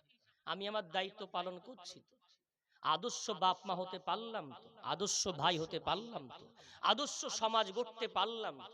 এদিক ওদিকে আঙুল তুলতে হবে না, আমি আমার দিকে আঙুল তুললেই সমাজ সংশোধন হবে। যেটা বলা যাবে? কেন? সমাজ কার নাম? গাছপালার নাম সমাজ না, ঘর বাড়ির নাম সমাজ না, কলকারখানার নাম সমাজ না, ব্যক্তি দ্বারাই পরিচালিত জীবন ব্যবস্থার নাম সমাজ। কাদের দ্বারা? ব্যক্তি দ্বারাই, মানুষ দ্বারাই পরিচালিত। তাহলে মানুষ, আমরা যদি ভালো হই, সমাজ ভালো না? আমরা প্রত্যেকেই যদি দায়িত্ব নেই যে আমি ভালো হয়ে যাব, আমি আমার পরিবারটাকে কন্ট্রোল করব, তো ইনশাআল্লাহুল আজিজ সমাজ খুব শীঘ্রই ভালো হবে। যেটা বলা যাবে না। আমরা করি কি? অন্যের দোষ দেখতে পাই, এ ওই করেছে, সেই সেই করেছে। আরে ভাই, আর কত হবে? অন্যের দিকে না তাকিয়ে নিজের দিকে তাকাই, পরচর্চা নয়, আত্মচর্চা করি। আমার কত ভুল হয়ে আছে, আমি কত অন্যায় করছি, আমি কত অন্যায়ের মধ্যে জড়িয়ে আছি। ভাই বাবজি আমার, আমার রিজিকটা হালাল করতে হবে। কি বলছে জানেন? আমি কয়েক জায়গায় কথা বলার পরে আমি নেমেছি, আমাকে বলছে হুজুর ঘোষ বাড়িতে জিনিসের দাম কম, ফ্রিতে টিউশনি পড়াচ্ছে, খেতে দিচ্ছে, কি করব? কি বলছে? ঘোষ বাড়িতে জিনিসের দাম কম, তুমি যদি কেনো তো কেনো, তোমার যদি 2টো পয়সা বাইরে বেশি চলে যায় বিরাট কষ্ট হয়, তুমি যাচাই করে দেখেছো ওই পয়সা যে অনুদান দিচ্ছে, এ যুগে যখন সব স্বার্থপর, তোমাকে অত কমে দিচ্ছে মানে ভিতরে উদ্দেশ্য অন্য কিছু না তো? দুটো জিনিস খারাপ করলে তোমার পতন। নম্বর এক, তোমার ঈমান যদি কাটা যায়, আর তোমার রক্ত যদি খারাপ করা যায়। কি করা যায়? রক্ত। হুজুরের ফতোয়া, এক ফোঁটা যদি হারাম খাদ্য আমি খেয়ে ফেলি, আমার দেহে ঢুকে যায়, 40 দিনে মাদাতে স্বাদ পাওয়া যাবে না। কতদিন? 40 দিন। তোমার ফ্রিতে দিচ্ছে তো খাচ্ছ, কম পয়সায় দিচ্ছে তো খাচ্ছ, চলে যাচ্ছে দৌড়ে দৌড়ে। ওখানে কম পয়সায় ফ্রিতে প্রাইভেট পড়াচ্ছে, এই পরিষেবা সেই পরিষেবা। আমার তো মনে হচ্ছে, জানি না, অহংকার তাকাব্বুর নামাজ যেন মনে হচ্ছে আল্লামা হুজুরের কারণে আমাদের এলাকায় গজব আসতো না। সুবহানাল্লাহ বলবেন না? কিন্তু এই ঘোষবাড়ি গজব আনার জন্য তৈরি হয়েছে। কি বললাম? ঘোষবাড়ি গজব আনার জন্য তৈরি হয়েছে। অন্য সম্প্রদায়ের কথা বলছে না, আমি অন্য সম্প্রদায় বলতেও চাই না, তারা কি করবে তাদের ব্যাপার। আমার সম্প্রদায় কেন যায়? প্রত্যেকটা মসজিদের ইমামের দায়িত্ব। যদি মনে করেন আমি বলিনি, বিরাট বাহাবা করেছি, কিয়ামতের দিন ধরা পড়বে। প্রত্যেক মসজিদের জুমার নামাজে এই কথা বলতে হবে, যদি মসজিদের কোন মসজিদ কমিটির ছেলে, কোন বাবা বাচ্চা যাও, আমি ইমাম তার জানাজাও পড়বো না, তার বিয়ে শাদীতে হওয়া মরাই যাব না। প্রত্যেক মসজিদে স্টেপ নেন। বুঝতে পাচ্ছেন না? ওটা শিরকের আড্ডা খানা, ভিতরে অনেক ফন্দি চলছে। অনুরোধ, আমি গত বছর এক জলসায়, ওদের বিজয়ের দিন আমার জলসা, হাসনাবাদ নদীর ওপারে। এখন গাড়ি 90 ব্রিজ থেকে বেলা 4টে থেকে, আর আমার টাইম ওখানে 8টা 9টা 11টা সম্ভবত। আমি 7টার দিকে বাড়ি থেকে বেরিয়ে টাইম নিয়ে ব্রিজ এসছি 8টে দিকে। তো আমার সঙ্গে রংপুরে সব ভাইয়েরা আছে, আমি ফোন করতে বললাম, ফোন করলো থানায়। ফোন করার পরে বাবু বলছে, কে আপনি? আমি যে সংগ্রাম মহাসালাম হেঁটে, হুজুর আমাকে ওটা যেতে দিতে হবে, জলসা আছে, ধর্মীয় সভা। তো সিভিককে ফোন করে দিল, আমাকে ছেড়ে দিল। তো সিভিকরা বলছে আপনি একটু ঘুরে যান, ঘোষবাড়ির উপর দিয়ে যেতে পারবে না, বিরাট ভিড়। যাই, যা হবে, সময় আছে। তো এসে দেখি আমার গাড়িতে সামনে আরবি লেখা আছে। তো ভলেন্টিয়ার গুলো সব মুসলমান, ভলেন্টিয়ার গুলো সব, আর হুজুরের গাড়ি দেখেছে, তাড়াতাড়ি করে খালি করে দিই। তো আমি গাড়িতে যাচ্ছি আর মনে হচ্ছে মাটির তলায় পুঁতে যাচ্ছি। আহারে, এদের পয়সার এত অভাব পড়েছে, মন্দির পাহারা দিচ্ছে। কি করছে? 300 টাকা করে পাবে, 250 টাকা করে, 500 টাকা করে পাবে, হাতে কমিটি বেনেছে। কপাল পোড়া। আল্লাহ হুজুর এলাকার মানুষ, তুমি ফতোয়া দেখতে পেলে না? হুজুরের ফতোয়া কি বললেন? যারা ওই গোনার কাজে কি বলে বেধর্মীদের পার্বণে সহযোগিতা করবে, তৎক্ষণাৎ কাফের, ঈমান বেরিয়ে গেল। স্ত্রী বিয়ে হলে তালাক হয়ে গেছে, ওই অবস্থায় সন্তান জন্ম নিলে যারও সন্তান। তো এত ফ্রি ফায়ার পাবজি জন্মাচ্ছে কোথা থেকে? কথা বুঝতে পারছেন? কষ্ট দিলাম, কথাগুলো কষ্টের, তবে আপনাদের আঘাত করার জন্য না। এই যে বর্তমান সময় চলছে, এর থেকে না বাঁচতে পারলে সুদূর, খুব বেশি দূর নেই, আমরা দেখতে পাচ্ছি আমাদের ঈমান আমল সব বরবাদ হয়ে যাবে। দেখেন মুসল্লি যারা বসে আছেন, আমার কিছু যুবক ভাই আছেন, আপনাদের অনেক ধন্যবাদ। যারা সমবয়সী যুবক ভাইরা বসে আর সংখ্যা কিন্তু বয়স্কদের বেশি, ওরা এখানে আসেন, শোনেও না। ওরা কি করে? অনলাইন গেমে মত্ত আসবে, লাস্টে এসে তাবারুক খেতে আসবে। ওরা শুনবে না, বুঝবে না, বুঝবে না। তাহলে আগামী প্রজন্ম কাদের রেখে যাচ্ছে? ইহুদিদের কাস্টমার। ভাই ভাবছি, ব্যথা দিলাম। কথা ভুল ত্রুটি হলে ক্ষমা সুন্দর নজরে দেখবেন, যদি সঠিক বলে থাকি একটু দোয়া দেবেন। শুনেছেন সংগ্রামপুর মাদ্রাসা নদীর ওপারেই আল্লামা হুজুরের নামাঙ্কিত মাদ্রাসা, দওরায়ে হাদিস বুখারী পর্যন্ত ক্লাস চলছে আমাদের। ডিসেম্বরে, আগামী 25 ডিসেম্বর মাদ্রাসার বুখারী খতম, খাস করে দাওয়াত দিয়ে যাচ্ছে। আমন্ত্রণ পত্র গ্রামে পৌঁছাক না পৌঁছাক, আমি সেই মাদ্রাসার খাদেম। দিনের বেলা 25 ডিসেম্বর ছুটি থাকে আমভাবে ওই দিনটায়। তো দিনের বেলা একটা অনুষ্ঠান হবে, বুখারী খতম হবে। উদ্বোধনে যেতে পেরেছিলেন কিনা জানি না, খাতমে বুখারীতে আসতে বলছি, অনুরোধ জানিয়ে যাচ্ছি। আশা করি আপনাদের আমার দাওয়াত গ্রহণ হবে। এই বলে ভাষাগত ভুল ত্রুটি হলে ক্ষমা সুন্দর নজরে